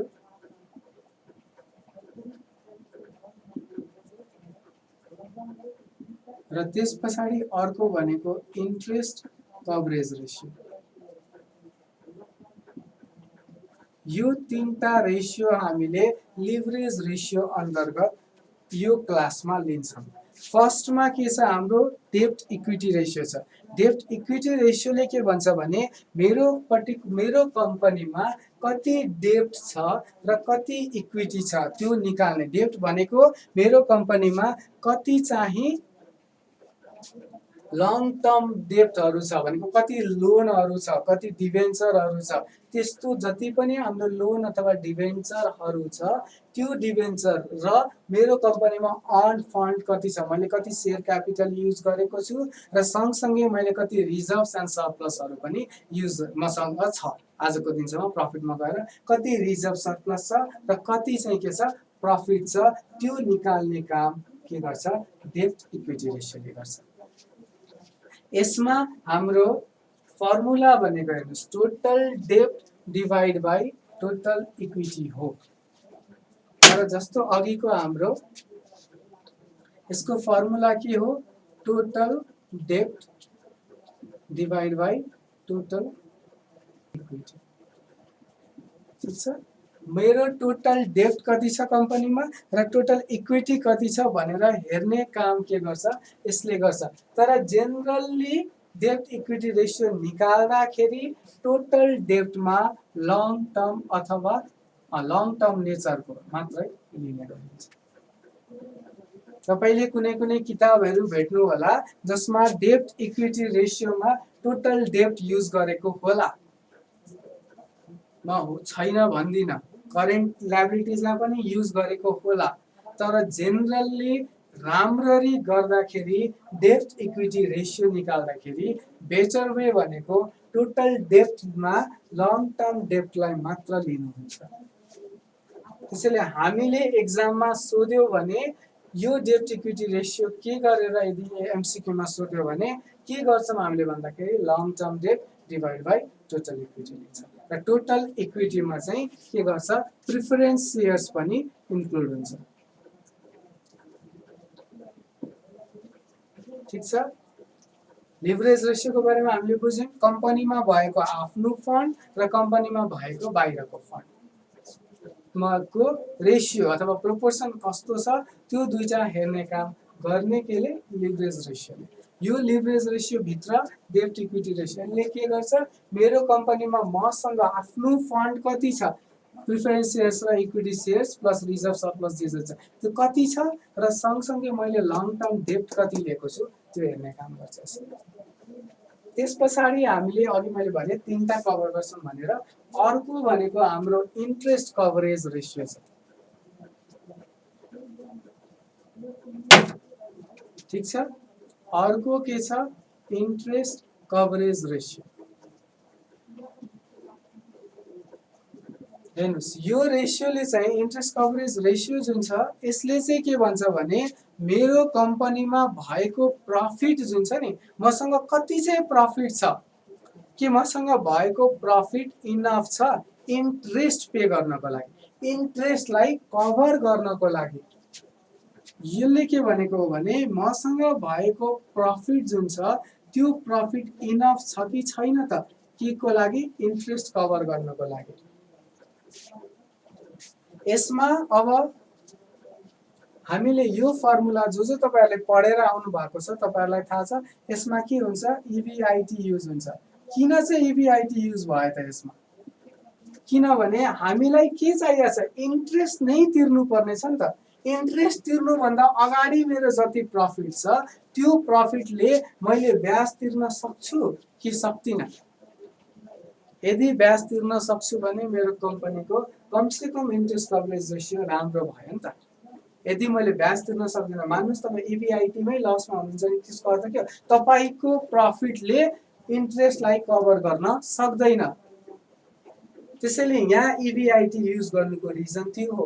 मैले अघि पनि भने 900 जना 1000 जना छौं भने त्यो 50 जनाले यस्तो कुराहरू बुझ्नुस् भोलिसम्म काम लाग्छ। बाँकी जो बुझ्न सक्नुहुन्न रट्नुस्, फर्मुला छ, नोट आज बेलुका तपाईहरुलाई आउँछ त्यहाँबाट रट्नुस्। तर सक्नुहुन्छ भने यहाँ इबिआइटी किन युज भयो भने किन इबिआइटी पछाडि इन्ट्रेस्ट घट्छ नि त। अनि इन्ट्रेस्ट घट्नु भन्दा अगाडिको प्रफिट जुन छ हाम्रो त्यो प्रफिटले के म इन्ट्रेस्ट चाहिँ तिर्न सक्छु, इन्ट्रेस्टलाई कभर गर्न सक्छु त, त्यो हेर्ने रेशियो भनेको यो हो। ठिक छ, यसको फर्मुला भनिहाल्यौँ हामीले, इबिआइटी डिभाइड बाइ इन्ट्रेस्ट। र लास्टमा अर्को एउटा छ क्यापिटल गियरिङ रेशियो। यो इन्ट्रेस्ट कभरेज रेशियो जुन छ ब्याङ्कले लोन दिँदाखेरि इबिआइटी एकदमै धेरै उसको जुन हामीले फाइनान्सियल बनाएर ब्याङ्कलाई पठाउँछौँ त्यो ब्याङ्कमा जब मैले जस्तो मान्नुस् मैले प्रफिट एन्ड लस बनाएर ब्याङ्कलाई दिने, जस्तो हामीले बनाइरहेछौँ, मैले पनि बनाइरहेको छु मेरो कम्पनीमा, प्रफिट एन्ड लस बनाउँदाखेरि मैले त्यसमा क्लियरली मेन्सनै गर्छु कि इबिआइटी चाहिँ। किन, बिकज ब्याङ्कलाई हेर्नु नै छ, ब्याङ्कले के चाहन्छ, मैले दिएको इबिआइटी हेरेर उसले मैले जति इन्ट्रेस्ट पे गरेको छु त्यो हेरेर त्यस पछाडि यो पर्टिकुलर अर्गनाइजेसनलाई ऋण दिने कि नदिने उसले डिटरमाइन गर्छ। किनकि मैले यदि मेरो इबिआइटीमै मेरो कम्पनी लसमा छ भने त मैले त लोन त उठाउन सकिनँ, किनकि मेरो कम्पनीले त इबिआइटी पुग्दाखेरि नै उ लसमा गइसक्यो, उसले इन्ट्रेस्ट अझ कसरी तिर्छ, उसले इन्ट्रेस्ट तिर्न सक्दैन। सँगसँगै अरू फ्याक्टरहरू हो र लिक्विडिटी रेसियो उसले हेर्ला, करेन्ट रेसियो हेर्ला, करेन्ट लायबिलिटी छ किन, त्यहाँ पनि हामीले के ब्याङ्कको लोनको लागि भनेको छ, तर सँगसँगै इन्ट्रेस्ट कभरेज रेसियो पनि हेर्छ। त्यस पछाडि लास्टमा हामीले कभर गर्ने भनेको अहिलेलाई क्यापिटल गियरिङ रेसियो।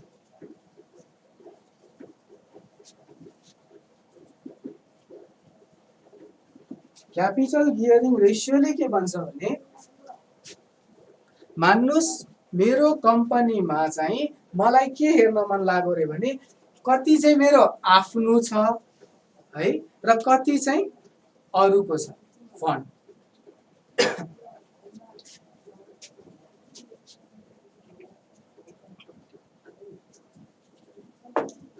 भनेको मेरो कम्पनी छ एउटा, मेरो कम्पनीमा कति त्यस्तो खालको फन्डहरू छ जसमा के गर्छु मैले फिक्स्ड तिर्नै पर्छ र कति यस्तो खालको छ जसमा कमाए भने तिर्दा भयो, नकमाए नतिर्दा भयो। जस्तो इक्विटी डिभिडेन्ड के हुन्छ भन्नुस् त, इक्विटी डिभिडेन्ड भनेको तपाईले प्रफिट भयो भने दिने हो, तपाईँले अझ कम्पनी एक्ट पढिसक्नु भएको छ भने त प्रफिट भयो भने मात्र पनि दिने, प्रफिट भइसके पछाडि पनि बोर्डले रिकमेन्ड गर भने दिने हो। त्यो कम्पनी एक्टमा अर्को सरले पढाउनुहुन्छ, मेरो पार्ट होइन त्यो।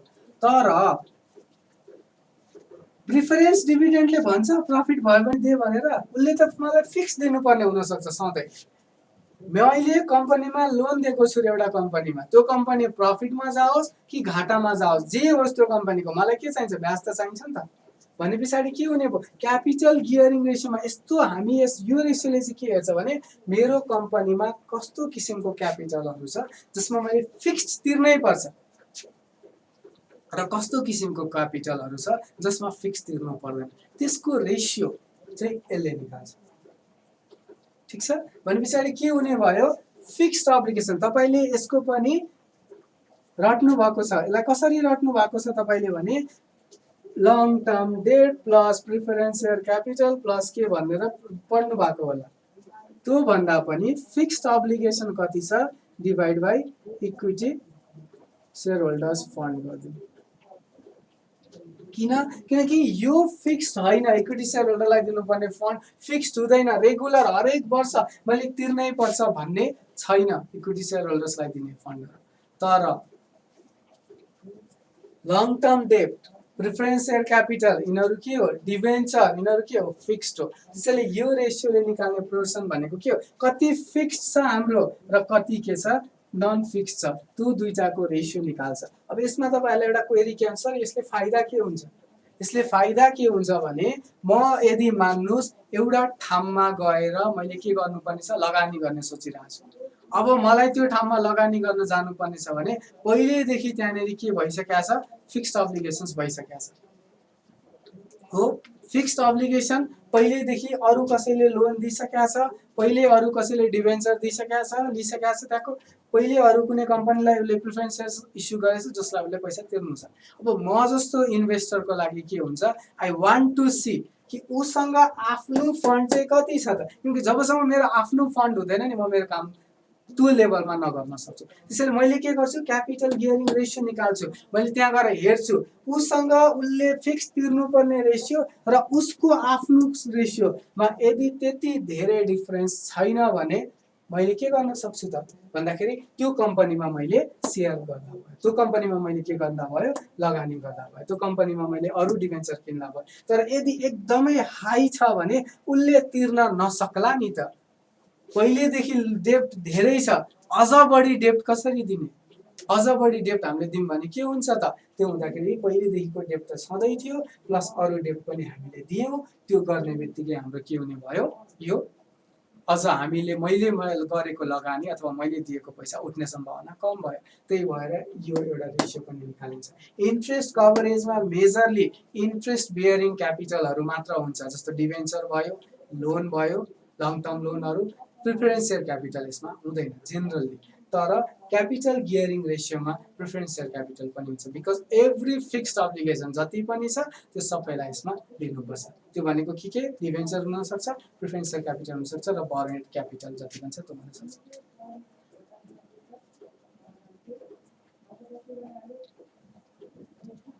सरिता भट्टजी भन्दै हुनुहुन्छ म्यानेजरियल डिसिजन हो। अब क्वेरीहरू केही छ भने भनिदिनुहोस्,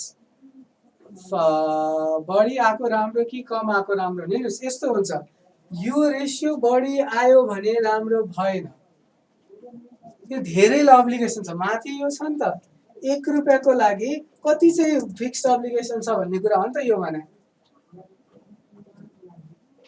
हैन। तर यो बाहेक अरू रेसियोहरू जस्तो नेट प्रफिट रेसियो बढी आएको राम्रो हो नि त। भनेको डिफ्रेन्ट रेसियोको जुन अहिले हामीले फर्मुला पढ्यौँ, जुन अहिले हामीले कन्सेप्ट पढ्यौँ, त्यसको हिसाबमा त्यो बढी आएको राम्रो कि कम आएको राम्रो भन्नुहोस्। एउटै पर्टिकुलर ठाउँमा एउटै पर्टिकुलर रेसियोले राम्रो, सबै रेसियो राम्रो आएको बढी आएको राम्रो अथवा सबै रेसियो कम आएको राम्रो भन्ने। Sir in ratio too high या टु लो हुँदा कस्तो इम्प्लिकेसन हुन्छ, could you please briefly elaborate also the ideal value of each ratios. Yamuna खनालजी, आइडल भ्यालु अफ इच रेसियोजमा एउटा करेन्ट रेसियोको लागि 2:1 चाहिँ हो हेर्नुहोस् है। त्यस पछाडि भनेको क्विक रेसियोमा पनि कुनै कुनै राइटरहरूले 1:1 लाई लिएको छ, तर त्यो बाहेकको सबै रेसियोमा आइडल छ जस्तो मलाई लाग्दैन। यदि छ त्यस्तो तपाईँले कहीँ भेट्नुहुन्छ प्लिज, मेरो लागि पनि एउटा नयाँ सिक्ने नै कुरा हुन्छ त्यो, कि बिकज हरेक रेसियोको आइडल रेसियो हुन्छ जस्तो लाग्दैन। डिपेन्डिङ अपन द निड र डिपेन्डिङ अपन कम्पनी। जस्तो मैले लोन दिनुपर्ने छ भने मेरो ब्याङ्कले पहिला एउटा पोलिसी बनाएको हुन्छ कि यतिसम्मको रेसियो भयो भने हामी दिने भनेर, त्यसको हिसाबमा आइडलिटी हुन्छ। त्यो ठ्याक्कै इन्डस्ट्रीकै आइडल भन्ने चाहिँ सबैलाई लाग्नु पर्यो। त्यो एउटा करेन्ट रेसियोमा चाहिँ I have heard 2:1, I know भनौँ न 2:1, अरूको चाहिँ आई त्यस्तो लाग्दैन। अरू के छ? फिक्स्ड अब्लिगेसन किन लेखिराख्नु भएको मैले बुझिनँ। क्यापिटल गियरिङ रेसियोमा पैसा सर इक्विटी रिजर्भमा रिजर्भहरू पर्छ कि नै? इक्विटी सेयरमा चाहिँ रिजर्भ पर्दैन है, तर सेयर होल्डर्स फन्ड भन्ने बित्तिकै रिजर्भ सर्प्लसहरू पनि पर्छ। ठिक छ। यदि तपाईँलाई कसैले इक्विटी सेयर भन्यो भने इक्विटी सेयर भनेको share capital, equity share capital हो। तर इक्विटी सेयर होल्डरको फन्ड भने मेरो जति पनि रिजर्भ छ नि मेरो कम्पनीको, त्यो सबै म इक्विटी सेयर हो भने मेरो हो क्या, त्यो मेरो एक्लो होइन, अरू सेयर होल्डर्सको पनि हुन्छ, तर हाम्रो हुन्छ त्यो। सो प्रिफर सेयर होल्डर्सलाई कम्पनी प्रफिटमा जाँदा एक्स्ट्रा डिभिडेन्ड नै दिनुपर्छ हो। एलिजाजी मैले यो चाहिँ अहिलेसम्म सुनेको छैन है। प्रिफरेन्स सेयर होल्डर्सलाई भनेको फिक्स्ड अब्लिगेसन हुन्छ। तपाईँको कस्तो खालको सेयर इस्यु गरेको हुनसक्छ भने यदि यति चाहिँ हामी फिक्स दिने प्लस प्रफिट भयो भने अरू दिने भने त्यस्तो खालको आइडिया नभए कम्पनी एक्टले अलाउ गर्नु पर्यो, रेगुलेटरीहरूले दिनु पर्यो। यदि त्यो छ भने अर्कै कुरा हो, नभए त फिक्स्ड मात्रै हो, तिनीहरूको एक्स्ट्रा दिनु पर्ला तिनीहरूले। Ratio is analysis for company और ब्याङ्किङ कम्पलसरी। ब्याङ्कको रिफरेन्समा ratio analysis including mandatory or not अलि बुझाइदिनु। हेर्नुहोस्, रेसियो भनेको ब्याङ्कको लागि एकदमै इम्पोर्टेन्ट हो। मैले अघि पनि भने करेन्ट रेसियो निकाल्यो ब्याङ्कले, कम्पनीले लोन लिन गयो, कम्पनीले लोन लिँदाखेरि मेरो लोन तिर्न सक्छ कि सक्दैन हेर्नु पर्यो कि परेन? त्यसको लागि के गर्छ उसले? Current ratio. इन्ट्रेस्ट मन्थली तिरिन्छ। उसले अर्को के गर्छ? लिभरेजमा गएर लङ टर्म अब्लिगेसन तिर्न सक्छ कि सक्दैन भनेर लिभरेज रेसियो हेर्छ। जस्तै इन्ट्रेस्ट कभरेज हेर्छ, इन्ट्रेस्ट तिर्न सक्छ कि सक्दैन भनेर। डेब्ट इक्विटी हेर्छ, पहिले कतिले दिइसक्यो, अझ मैले दिँदा भए मेरो घाटा पो हुन्छ कि, त्यो कुराहरू हेर्छ। त्यसैले रेसियो एनालाइसिस ब्याङ्कको लागि एकदमै इम्पोर्टेन्ट हो। तर ब्याङ्कको लागि मात्र चाहिँ इम्पोर्टेन्ट होइन क्या, म्यानेजरियल डिसिजनको लागि। इभन मलाई एउटा कम्पनीको सेयर किन्न मन लाग्यो भने आई कुड सी नि त्यो कम्पनीको रेसियो हेर्न सक्छु मलाई फाइदा हुन्छ कि घाटा हुन्छ कि, त्यो कुराहरू हेर्नको लागि। प्रफिटेबिलिटी रेसियोलाई अलि डिफाइन गरिदिनु न सर। हेर्नुहोस्, प्रफिटेबिलिटी रेसियो भनेको एउटा पर्टिकुलर कम्पनीको प्रफिट्स निकाल्नु उसको अब्जेक्टिभ हुन्छ। त्यो प्रफिट निकालिसके पछाडि उसले त्यो प्रफिट जेनेरेट गर्नको लागि जुन डिफ्रेन्ट फ्याक्टर्सहरूले काम गर्यो, जस्तो फ्याक्टर्स एसेट्सले काम गरेको हुनसक्छ, टोटल एसेट्सले काम गरेको हुनसक्छ होइन। त्यस्तै अर्को तपाईँलाई के अरे नेट प्रफिट, डाइरेक्ट एक्सपेन्सको कटिङ हुनसक्छ, अरू एडमिनिस्ट्रेटिभ एक्सपेन्सहरू हामीले कति गऱ्यौँ, कति बढी गऱ्यौँ कि कम गऱ्यौँ कि भन्ने कुराहरू हुनसक्छ नेट प्रफिटको लागि। हो त्यस्तो खालको सबै इन्फर्मेसनहरूलाई चाहिँ डिफ्रेन्ट रेसियोजहरूले निकाल्ने काम गर्छ। मतलब प्रफिटेबिलिटी रेसियोको डिफ्रेन्ट पार्ट्स अफ त्यो टाइप्स हुन्छ, त्यसले निकाल्ने काम गर्छ। भनेको प्रफिटेबिलिटी रेसियोमा त्यो साधारण के भन्दा म्यानेजमेन्टको प्रफिट मेक्सिमाइजेसनको अब्जेक्टिभलाई पुरा गर्नको लागि प्रफिटसँग रिलेटेड अथवा प्रफिटलाई कन्ट्रिब्युसन गर्ने डिफ्रेन्ट फ्याक्टर्सहरू जुन छ तिनीहरूसँग कस्तो किसिमको कतिको उनीहरूले फ्याक्टरहरूले चाहिँ कन्ट्रिब्युट गरेको छ त्यो हेर्ने रेसियो भनेको प्रफिटेबिलिटी रेसियो हो।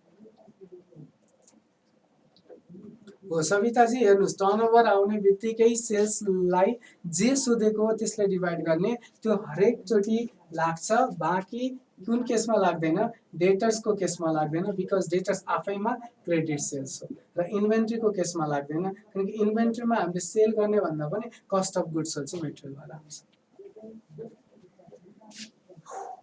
कमर्सियल ब्याङ्कमा रेसियोको importance or current situation of ब्याङ्कमा रेसियो एनालाइसिसको डाटाहरू पनि डिस्कस गरौँ न सर।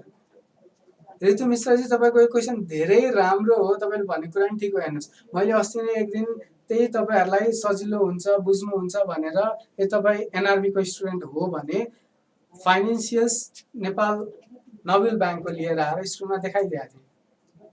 तर जुन किसिमको फिडब्याकहरू आउँछ नि त्यसले तपाईँहरू झन् कन्फ्युज हुनुहुन्छ क्या, अनि गर्नै मन लाग्दैन। तर यदि तपाईँलाई त्यस्तै डिस्कस गरौँ जस्तो लाग्छ र त्यो किसिमको यदि ऊ आयो भने, अरू पनि निड आयो भने एउटा कुनै ब्याङ्कको 4-5वटा रेसियो निकालौँला।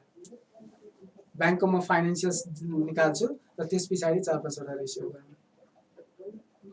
श्वेताजी भन्दै हुनुहुन्छ सर इन्ट्रेस्ट कभरेज रेसियो एकचोटि फर्मुला गरेर बुझाइदिनु न। हेर्नुहोस् इन्ट्रेस्ट कभरेज रेसियो भनेको के हो भने मेरो फर्मुला के छ भने इन्ट्रेस्ट कभरेज रेसियोमा इन्ट्रेस्ट कभरेजमा EBIT डिभाइड बाई इन्ट्रेस्ट, त्यो भनेको earning before interest and tax निकाल्ने र त्यो इन्ट्रेस्ट एन्ड ट्याक्समा आएको अर्निङले मेरो इन्ट्रेस्टलाई चाहिँ कभर गर्न सक्छ कि सक्दैन त्यो हेर्ने हो। ब्याङ्कलाई आधार मारेर हेर्ने हो भने सबैभन्दा महत्त्वपूर्ण रेसियो कुन हो र सर र किन? हेर्नुहोस् कौशलजी, ब्याङ्कलाई आधार मानेर हेर्ने हो भने सबैभन्दा महत्त्वपूर्ण रेसियो कुन हो भन्नुहुन्छ भने अलि बढी महत्त्वपूर्ण ब्याङ्कलाई आधार मारेर हेर्ने हो भने लिभरेज रेसियो, किनभने यो रेसियोले नै के भन्छ भने मेरो आफ्नो फन्ड कति छ र बरोड फन्ड कति छ भनेर भन्छ। त्यसैले धेरै इम्पोर्टेन्ट यो हो। तर त्यसको अर्थ यो होइन कि मैले पुरै मेरो डिसिजन लिभरेज रेसियोको हिसाबमा गरौँ, किनकि मेरो लागि लिक्विडिटी रेसियो पनि उत्तिकै इम्पोर्टेन्ट हुन्छ।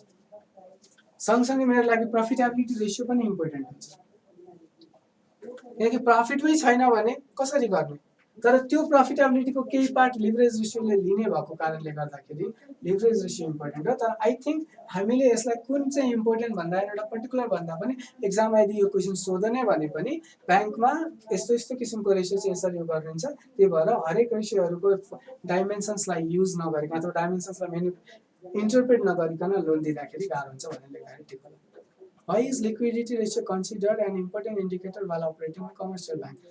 अनिस जी, लिक्विडिटी रेसियोले करेन्ट रेसियो र करेन्ट लायबिलिटिजलाई काम गर्छ, निकाल्ने काम गर्छ। हेर्नुहोस् करेन्ट रेसियोले भनेको तपाईँको इन्ट्रेस्ट भनेको 1 वर्षभित्र भित्र तिर्नुपर्ने अब्लिगेसन हो। ब्याङ्कले तपाईँलाई लोन दिए पछाडि उसले पाउने भनेको इन्ट्रेस्ट हो। त्यसैले म के हेर्न चाहन्छु भने एज अ ब्याङ्क मैले जुन लोन दिएको छु नि त्यो दिएको लोनले 1 वर्षभित्र त्यो लोनको जुन डिफ्रेन्ट इन्स्टलमेन्ट छ त्यो इन्स्टलमेन्ट तिर्न सक्ने औकात चाहिँ त्यो पर्टिकुलर अर्गनाइजेसनको छ कि छैन, उससँग भएको डेटर्स क्यास ब्याङ्क ब्यालेन्सले त्यो इन्ट्रेस्ट तिर्न सक्छ कि सक्दैन भनेर हेर्नको लागि हो।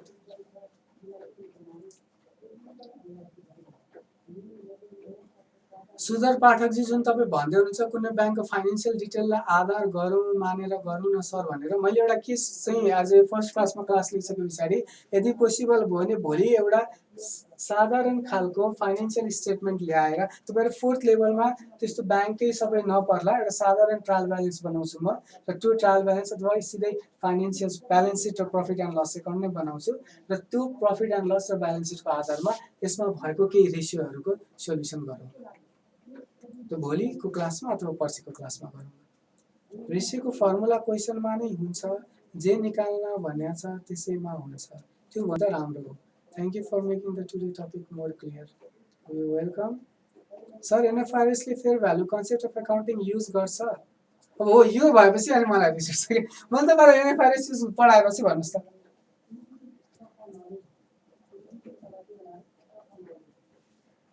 एनएफआरएसमा गरौँ। ROA and ROE among two with which we go for decision regarding strong business position। अलि कन्फ्युज भयो। रिटर्न अन एसेट्स र रिटर्न अन इक्विटीमा कसमा जाने? हेर्नुहोस् बिजनेसको डिसिजन मेकिङको लागि नि एसेट्सको लिने कि इक्विटीको लिने भन्ने कुराहरू जुन तपाईँहरू गर्नुहुन्छ नि, टोटल एसेट्सको हिसाबमा मेरो कति रिटर्न आइरहेछ, टोटल सेयर होल्डर्स फन्डको हिसाबमा मेरो कति रिटर्न आइरहेछ त्यो हेर्न मन हुन्छ क्या। जस्तो म लगानी गरिरहेको छु भने नि, जस्तो मानुस् मेरो कम्पनी अरबको छ, 10 अरबको छ। अब त्यो 10 अरबको मैले लगानी गरिसके पछाडि नि त्यो मैले चाहिँ त्यो 10 अरबमा कति इन्कम पाउँछु त्यो पनि हेर्नु पर्यो। र त्यो 10 अरबको लगानी त मैले सबै कर्मचारीलाई तलब दिएर त सकेको छैन नि त, एसेट्स पनि त किनेको छु। त्यो एसेट्सले चाहिँ कति रिटर्न, त्यो हरेक एसेट्सको बराबर मैले कति रिटर्न पाएँ त त्यो पनि त हेर्नु पर्यो। भनेपछि दुईटै नै चाहिन्छ क्या त्यसमा। अब एनआरबीको अकाउन्टको क्लास सब्जेक्ट टु भनेको तपाईँले लमा पढ्नु भएको होला। यदि अरू कुनै केही भएन भने म्यानेजमेन्टले टाइम, यदि अरू क्लासको टाइम मिल्यो भने म यो हप्ता चाहिँ रेगुलर नै गर्ने भन्ने सोचिरहेको छु। तर यदि कुनै पोइन्टमा गएर तपाईँहरूलाई पनि होइन 4 दिन पछाडि 2 दिन ग्याप गरौँ भन्नुभयो भने त्यो गर्न सकिन्छ। भीमजी, मैले अघि नै एनएफआरएसको उसमा फेयर भ्यालु लिन्छ भनेर जुन भने नि त्यो भन्दाखेरि नि अर्को एउटा कुरा के भने नि त्यो कन्सेप्ट म एनएफआरएसमा लिन्छु पनि भनेको छु नि त, त्यसमा ल्याउँला क्या त्यो। फाइनेन्शियल रेसियोको बारेमा नि भनिदिनु न सर। फाइनेन्शियल रेसियो र रेसियो एनालाइसिस भनेको मोरले सेम नै हो। बिएफआइएसमा प्रयोग हुने रेसियोहरू डिस्कस गरौँ न सर। तपाईँ अहिलेको यो टाइम तपाईँको उसमा आउँछ भने अहिलेको टाइममा ठ्याक्कै 5 मिनट अगाडि जानुहोस् त, मैले ठ्याक्कै डिस्कस गरेको छु। लिक्विडिटी रेसियो, प्रफिटेबिलिटी रेसियो र लिभरेज रेसियो के यसरी युज हुन्छ अनि बिकज डिफ्रेन्ट रेसियो र हरेक डिफ्रेन्ट रेसियो गराउँदाखेरि पनि गरे सर यो च्याप्टरबाट आउन सक्ने पोसिबल क्वेसनहरू 2-4वटा भनिदिनु न मिल्छ भने घर बसेर प्र्याक्टिस गर्दा भयो नि। तपाईँ नै होइन अघि अहिलेको क्वेरीहरू त राम्रै छ त, म जस्तै हुनुहुन्छ क्या टिचरको दिमाग खराब गर्ने सोच। एनिवेज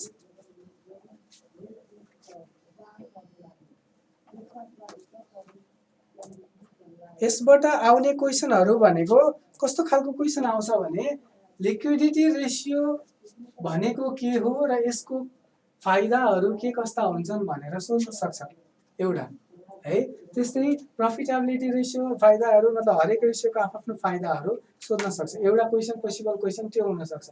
अर्को पोसिबल क्वेसनको ब्याङ्कले चाहिँ रेसियोको कस्तो किसिमको चाहिँ रेसियोजहरू चाहिँ युज गर्नुपर्छ भन्ने कुरा हुन सक्छ। जुन हामीले त्यसरी ब्याङ्कले कस्तो किसिमको क्वेसन यो रेसियो युज गर्नुपर्छ भन्दा भित्र हाम्रो इन्टेन्सन हाम्रो नेचर के छ भने सिधै करेन्ट रेसियो क्विक रेसियो लेख्छौँ क्या, त्यो नलेख्नुहोस्। मैले यहाँनिर यसलाई डिलिट नगरेर यताको पार्ट युज गर्नुको रिजनै के भने हाम्रो रेसियो जम्मा 4वटा मात्रै हो। हेर्नुहोस् यो बुझ्नुहोस् तपाईँ, यो 4वटा मात्रै हो हाम्रो रेसियो। यो 4वटा भित्रको टाइपमा नजानुहोस्। तपाईँहरूले एन्सर लेख्दाखेरि लिक्विडिटी रेसियो ब्याङ्कले युज गर्न सक्छ भन्नुहोस्। ल लिक्विडिटी रेसियोभित्र युज गर्दाखेरि उसले करेन्ट रेसियोबाट यो गर्न सक्छ, क्विक रेसियोबाट यो गर्न सक्छ भनेको। त्यसले फाइदा के हुन्छ भने तपाईँले करेन्ट रेसियो क्विक रेसियो गर्नुभन्दा 4वटा कभर गर्नुहुन्छ। यदि तपाईँले यसरी नगरेर रेसियो वाइज जानुभयो भने तपाईँले टर्नओभर रेसियोमा इन्भेन्ट्री टर्नओभर, डेटर्स टर्नओभर, यहाँ त दुनियाँ टर्नओभर रेसियो छ। सबै लेख्दाखेरि त तपाईँले टाइम पनि भ्याउनुहुन्न। तर मैले सिधै टर्नओभर रेसियोलाई उठाएँ भने त्यहाँभित्र 3-4वटा डिस्कस गर्दै भने कन्सेप्टको क्ल्यारिटी त देखियो नि त। सर एनएफआरएस एन्ड एनएएसको बारेमा भनिदिनु न सर इफ मिल्छ भने। गुराँसजी म एनएफआरएस र एनएएसको बारेमा यो धेरै राम्रो क्वेसन हो तपाईँले सोधे, यसको बारेमा म भन्छु। तर जब हामी त्यो टपिकमा जान्छौँ त्यसमा भने किनभने मैले यहाँनिर नि अलिकति तपाईँहरूले धेरै इन्फर्मेसन पाउनुहोस् भनेर आफूले पढेको कुराहरू भन्दाखेरि मलाई अघि एउटा कमेन्ट आइसक्यो सरले सिए स्टुडेन्टलाई पढाए यसरी पढाउनुहुन्छ भन्ने। अब अहिले रेसियो एनालाइसिसमा मैले त्यो टुल्स अफ इन्भेस्टमेन्ट, किनकि यो रेसियो एनालाइसिसमा इन्भेस्टमेन्टको कुराहरू आउँछ नि त, म इन्भेस्ट गरिरहेको छु भनेर हामीले भनिरहेको हुन्छौँ। त्यो भएर मैले एउटा टपिक जोडिदिँदा तपाईँहरू कन्फ्युज हुनुभयो। अब यहाँनिर एनएफआरएस र एनएएस गऱ्यो भने झन् कन्फ्युज हुन्छ। जब एनएफआरएसको क्लास हामीले गर्छौँ प्लिज यो क्वेसन तपाईँ मलाई मैले बिर्सिन त बिर्सिनँ होला, त्यही पनि यो क्वेसन त्यो बेला सोध्नुहोस्, म त्यतिखेर तपाईँलाई भनिदिन्छु। हेर्नुहोस् ग्रस प्रफिट मार्जिन भनेको के हो भने मेरो कम्पनी डिफ्रेन्ट इन्डस्ट्रीमा डिफ्रेन्ट कम्पनीहरू अपरेट गरिरहेको हुन्छ है। त्यो जुन कम्पनीहरू अपरेट गरिरहेको हुन्छ त्यो कम्पनीको केही डाइरेक्ट नेचरको एक्सपेन्स हुन्छ र केही के हुन्छ इन्डाइरेक्ट नेचरको एक्सपेन्स हुन्छ। जस्तै एउटा इक्जाम्पलको लागि लिनुहोस्, कोचिङ इन्स्टिट्युटको लागि तपाईँहरूले अहिलेसम्म के पढिराख्नु भएको छ भने यो कुरा सबैले नबुझ्ला, जसले बुझ्नुहुन्छ उहाँहरू ध्यान दिनुहोस्। कोचिङ इन्स्टिट्युटमा अथवा यसरी बुझौँ, तपाईँले अहिलेसम्म के बुझ्नु भएको छ भने एउटा कम्पनीमा इम्प्लोइको खर्च भनेको इन्डाइरेक्ट एक्सपेन्स हो। कर्मचारीलाई दिने खर्च के हो इन्डाइरेक्ट एक्सपेन्स हो। तर कोचिङ इन्स्टिट्युटमा हामीलाई यहाँनिर जुन हामीले पैसा पाउँछौँ त्यो भनेको इन्डाइरेक्ट एक्सपेन्स मान्ने कि डाइरेक्ट मान्ने त? बिकज यो अर्गनाइजेसनको जुन नेचर अफ बिजनेस छ नि, नेचर अफ बिजनेसको लागि टिचर भनेको सबैभन्दा बढी चाहिने नेचर हो नि त। भनेपछि यहाँनिर के हुने भयो, टिचरलाई दिने पैसा के हुने भयो त डाइरेक्ट एक्सपेन्स हुने भयो। बुझ्नुभयो नि हो। यस्तो खालको डाइरेक्ट नेचरको खर्च जति पनि छ हाम्रो रेभेन्यूमा त्यो घटाइसके पछाडि जे आउँछ त्यसलाई ग्रस प्रफिट भनिन्छ। जस्तो मानुस बिस्किटको फ्याक्ट्री छ, म प्रायः एक्जाम्पल बिस्किट फ्याक्ट्री लिएर आएको छु। एकछिन अहिले क्वेसनहरू नसोधिदिनुहोस् है, कन्फ्युजन हुन्छ। बिस्किटको फ्याक्ट्री छ, बिस्किटको फ्याक्ट्रीको लागि सबैभन्दा बढी चाहिने कुरा के हो आटा हो नि त। उसले आटा किन्छ, र मेटेरियल किन्छ नि त। त्यो आटालाई बिस्किट बनाउनको लागि उसले के गर्छ लेबर युज गर्छ नि त। अरू डिफ्रेन्ट फ्याक्ट्री उसले इन्स्टल गरेछ, फ्याक्ट्रीमा बिजुलीहरू यताउता युज गर्छ नि त फ्याक्ट्रीको, किनकि त्यो त त्यही बिस्किट बनाउनलाई युज गरेको हो नि त। हो त्यस्तो खालको जति पनि डाइरेक्ट नेचरको एक्सपेन्स हुन्छ त्यसलाई हामीले डाइरेक्ट एक्सपेन्स हुन्छ। मलाई थाहा छ तपाईँहरूले 9, 10, 11, 12मा ट्रेडिङ एकाउन्टमा यो कुरा हुन्छ भनेर रट्नु भएको छ। त्यसमा त अहिले टिचर एक्सपेन्स डाइरेक्ट कसरी भने यहाँ कमेन्ट आउँछ, अहिले भर्खर उठेर यता फेसबुकमा मेसेज गरेर कोही आएको छ भने यो डाइरेक्ट किन भयो भनेर कमेन्ट आउँछ। तर डाइरेक्ट र इन्डाइरेक्ट आइडेन्टिफाई गर्ने एउटा मात्रै वे भनेको त्यो पर्टिकुलर तपाईँको जुन रेभिन्यू जेनेरेट गरिराख्नु भएको छ त्योसँग डाइरेक्टली रिलेटेड छ कि छैन। यदि छ डाइरेक्ट एक्सपेन्स हो, यदि छैन होइन। त्यसैले मेरो अफिसमा म इन्डाइरेक्ट एक्सपेन्स हो, मलाई दिने स्यालेरी, तर यहाँ मेरो के हुनसक्छ डाइरेक्ट नेचरको एक्सपेन्स हुनसक्छ। ठिक छ, थ्याङ्क यू सर। मिल्छ भने सर डिटेलमा नोट पनि दिनु न है, अनि यो छुट्टै बुक पनि पाइन्छ र। हेर्नुहोस् अब बुक चाहिँ अहिले मैले बुक निकाल्ने गरेको मेरो तयारी चाहिँ छैन, तर सायद म्यानेजमेन्टले कुरा हामी गरिरहेछौँ त्यसको लागि चाहिँ म्यानेजमेन्टबाट नै एउटा किसिमको इन्फर्मेसन जाओस् राम्रो त्यो हुन्छ होइन। र रह्यो कुरा नोटको भनेको मैले तपाईँलाई हरेक टपिक सकिसके पछाडि नोटहरू दिएको छु र यसको पनि म नोट दिन्छु। र एउटा कुरा हो त्यस्तोमा चाहिँ फिडब्याक दिनुहोस्, जस्तो मैले दिएको नोटमा तपाईँहरूलाई यो कुरा अरू थपिदिएको भए हुन्थ्यो भन्ने भयो भने त्यो फिडब्याक दिनुहोस्। त्यसले के फाइदा हुन्छ भने म सुरुमा एउटा नोट दिन्छु, त्यो नोटमा केही थप्नुपर्ने कुरा भयो भने एडेन्डम भनेर फेरि अर्को नोट दिन्छु। जस्तो मान्नुहोस् बुक किपिङ, धेरै पनि नगरिदिनुहोस् है मेरो टाइम फेरि। बुक किपिङ छ, बुक किपिङको मैले नोट दिइसकेँ है। नेपाल ब्याङ्क लिमिटेडलाई यो रिलेभेन्ट छैन है, नेपाल ब्याङ्क लिमिटेडलाई रेसियो एनालाइसिसको मात्र भयो आजलाई रिलेभेन्ट। बुक किपिङको नोट दिइसकेँ, मान्नुहोस् यो बुक किपिङको नोटमा एक्स कुरा, वाई कुरा, जेड कुरा छुट्यो तपाईँहरूको हिसाबमा, र मलाई लाग्यो मेरो अहिले दिएको नोटबाट यो XYZ कभर हुन्छ, तर तपाईँहरूलाई के लागिरहेछ यो XYZ चाहिँ कभर भएको छैन भन्ने लागेको छ भने यस्तो फिडब्याक चाहिँ दिनुहोस्। म त्यस पछाडि एडेन्डम भनेर अर्को एउटा नोट दिन्छु तपाईँहरूलाई बुक किपिङको। त्यो हुँदा बुक किपिङको टोटल नोट तपाईँहरूसँग दुईवटा चाहिँ हुन्छ, तर के हुन्छ तपाईँहरूले चाहेको कुरा पनि कभर हुन्छ। यो क्वेसन यसबाट हेर्नुहोस् न्युमेरिकल क्वेसन पनि आउँछ कि आउँदैन भन्दा नि फर्मुलाहरू सोधिदिन सक्छ, एउटा साधारण खालको न्युमेरिकल सोधिदिन सक्छ होइन। त्यही भएर मैले कभर चाहिँ गराइरहेको। जान्दा त के खालको भएर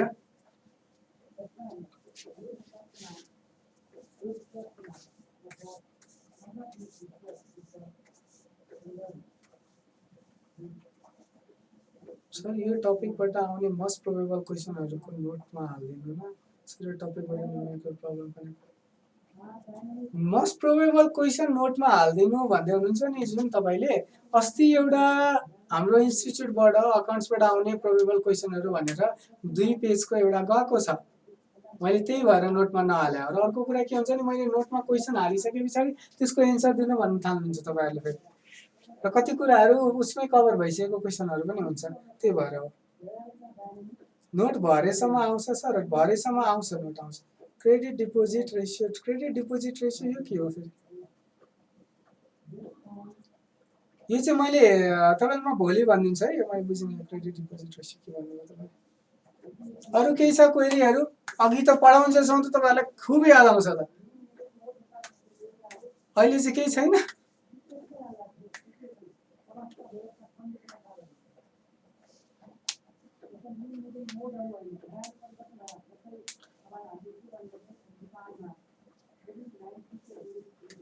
तपाईँ NBL को स्टुडेन्ट हो कौशलजी कि NRB को?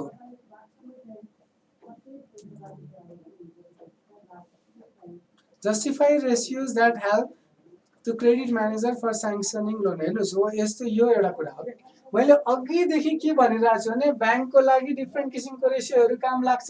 त्यसरी आउँदाखेरि हामीले यसरी टपिक वाइज माथिको जुन मेजर हेडिङबाट डिस्कस गऱ्यौँ भनेर यो 3टा रेसियो अझ बढी इम्पोर्टेन्ट छ भनेकै छु। तपाईँको अब क्वेसन के आउँछ जस्टिफाई रेसियो, त्यो क्वेसन त मैले भनिनँ यहाँ भन्दा, मैले कन्सेप्ट मात्रै दिएँ। त्यस्तो नगरौँ।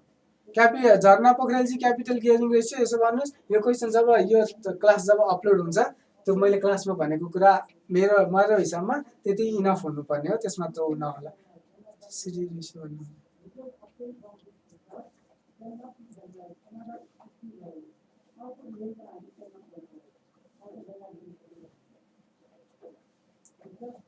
यो नेपालीबाट नोट दिने कुरामा चाहिँ म आफै पनि अलिकति मबाट पनि त्यसमा चाहिँ अलिकति डिलेहरू भइरहेछ होइन, त्यो भएको छ। अब त्यसमा चाहिँ मैले पनि के गर्ने भनेर म सोचिरहेको छु। हो यस्तो खालको पोजिटिभ फिडब्याक त राम्रो हो नि। रिटर्न अन कमन इक्विटीको अहिले डिस्कस गरिदिनुहोस्। रिटर्न अन कमन इक्विटी भनेको तपाईँले जति पनि सेयर होल्डर्स फन्डहरूलाई बाट पाउने रिटर्नहरू हो के। सेयर होल्डर्स फन्ड जुन हुन्छ नि त्यसमा कमन इक्विटीले पाउने भनेपछि जहिले पनि रिटर्न निकाल्दाखेरि एउटा पर्टिकुलर जेको लागि रिटर्न निकाले हो त्योसँग मात्र चाहिने, त्योसँग मात्र रिलेटेड प्रफिट निकाल्नुपर्छ। त्यसैले नेट प्रफिटबाट डिभिडेन्ड घटाइदिने, जति पैसा आएको छ त्यति मात्रै सेयर होल्डर्सले पाउँछ नि त। अनि कतिजना सेयर होल्डर छन् अथवा कति भ्यालुको सेयर होल्डर छ त्यसले डिभाइड गरिदिने, त्यति पैसा त्यस पछाडि रिसाइहाल्छ। हरिपन्त पनि त्यही क्वेसन सोध्दै हुनुहुन्छ, जस्टिफाई रेसियोज। यो क्वेसन फेरि गर्नुहोस्। रीति बगाजीले अघि मैले भनेको कुरा यसरी यो ठिक हो कि भोलि म रेसियो एनालाइसिसको यदि सकियो भने एउटा गराउँछु, क्वेसन गराउँछु साधारण, त्यस्तो धेरै तपाईँलाई ह्याप्पी आउनु तपाईँ 6 लेभलको होइन 4th लेभल हो, साधारण क्वेसन गराउँछु एउटा कुरा फर्स्ट, र त्यस पछाडि हामी डेप्रिसिएसन गर्छौँ। र सायद डेप्रिसिएसन पछाडि पनि टाइम रह्यो भने इन्भेन्ट्री म्यानेजमेन्ट हेर्छ। फाइनेन्सियल रेसियो र रेसियो एनालाइसिस सेमै हो भन्दा हुन्छ। क्वेसन आउन सक्छ कि के छ सर प्लिज। प्रज्ञान राई भन्दा लेभल 4 मा यो टपिकमा एनालाइसिस टाइपको क्वेसन आउनु, यदि यो टपिकमा एनालाइसिस भनेको तपाईँले न्युमेरिकल भन्नुभएको पनि नआउला, चान्सेस कम देख्छु म।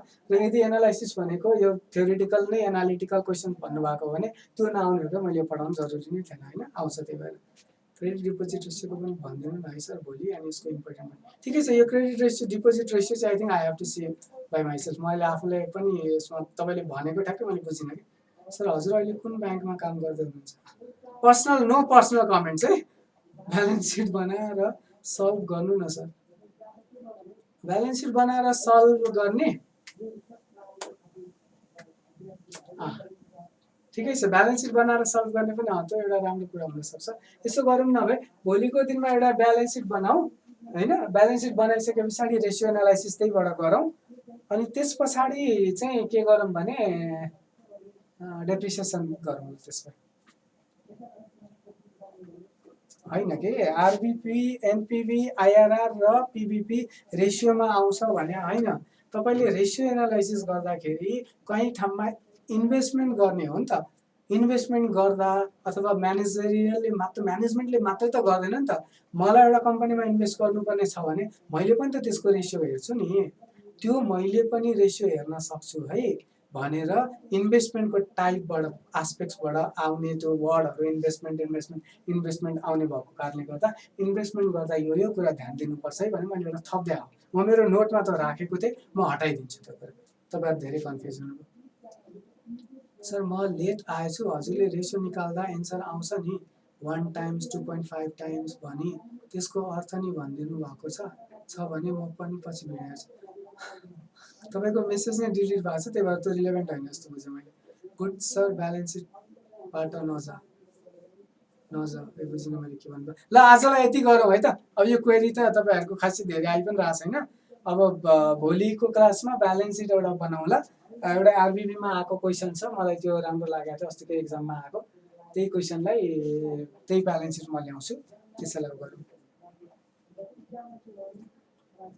हेर्नुहोस् लिक्विडिटी रेसियो निकाल्न तपाईँलाई यहाँनिर रेसियो निकाल्न नसोध्ला। मैले यहाँ अहिले सबै फर्मुला दिनुको रिजन एउटा मात्रै के हो भने तपाईँहरूले बुझ्नुहोस् र एक्जाममा प्र्याक्टिकल क्वेसन सोधिहाल्यो भने काम लागोस् भनेर, एमसिक्यूमा प्लस सोधिहाल्यो भने, किनकि यिनीहरूको त सिलेबसमा छ भनेर हो। तर रेसियो एनालाइसिस भनेर सोध्यो भने सकेसम्म लिक्विडिटी रेसियो भन्यो भने दुईटा नै निकाल्दा राम्रो। एनबिएलमा आएको रेसियो, एनबिएल होइन मैले अस्ति जुन एक्जाम थियो त्यो एक्जामको लागि भनेको। एक्जाममा आएको एउटा छ क्वेसन, ब्यालेन्सको सानो क्वेसन छ, धेरै कन्सेप्ट पनि छैन। एनएफआरएस एनएफएसको चाहिँ नेपाली नोट दिनु है सर प्लिज। एनएफआरएस एनएफएसको दिन्छु म। हाम्रो एनएफआरएस एनएएस पनि सायद यो हप्तामा नै होला। ल अब गफ गऱ्यो भने गरे भन्छ। आजलाई यति गरौँ है त। नेपाल ब्याङ्कमा 4थमा सोधेको छ सर, हो सोधेको छ के सोधेको छ? यदि रेसियो एनालाइसिस नेपाल ब्याङ्कको 4थमा सोधेको छ भने झन् मैले त यत्रो भनिदिएँ तपाईँलाई, झन् सजिलो भयो। एउटा क्वेसन म गराइदिन्छु समस्या। Why standard for current ratio is 2:1। 2:1 current ratio भनेको के हो? स्ट्यान्डर्ड 2:1 हुनुको के हो भने यसले के भन्न खोजेको भने मेरो ल्याबिलिटिज जति छ करेन्ट ल्याबिलिटिज त्यसको 2 गुणा चाहिँ करेन्ट एसेट्स भन्न खोज्यो। ठिक छ, रेसियोको सोधेको छ भने त झन् राम्रो भयो, त्यत्रो गराएछ सर। छ सर, अस्तिको गरौँ न। मैले बुझिनँ अस्तिको के गर्ने भन्नुभयो हो। सो ध्यान दिया छ सर एनबिएलमा सोधेको छ। त्यही ठिक छ, सोधेको छ भने भोलि एउटा म balance sheet plus ratio analysis पनि गराउँछु है त। ल अब आजलाई यति गरौँ। Thank you for your time. म आज अलिकति रिसाएँ थाहा छ मलाई, तर तपाईँहरूको क्वेरी नै नरिसाइकन नहुने खालको थियो, त्यही भएर। नेपालीमा नोटको लागि चाहिँ मेरो साइडबाट फल्ट भएको छ है, त्यसको म सकेसम्म छिटो मेरो फल्ट सुधार्ने कोसिस गरौँ।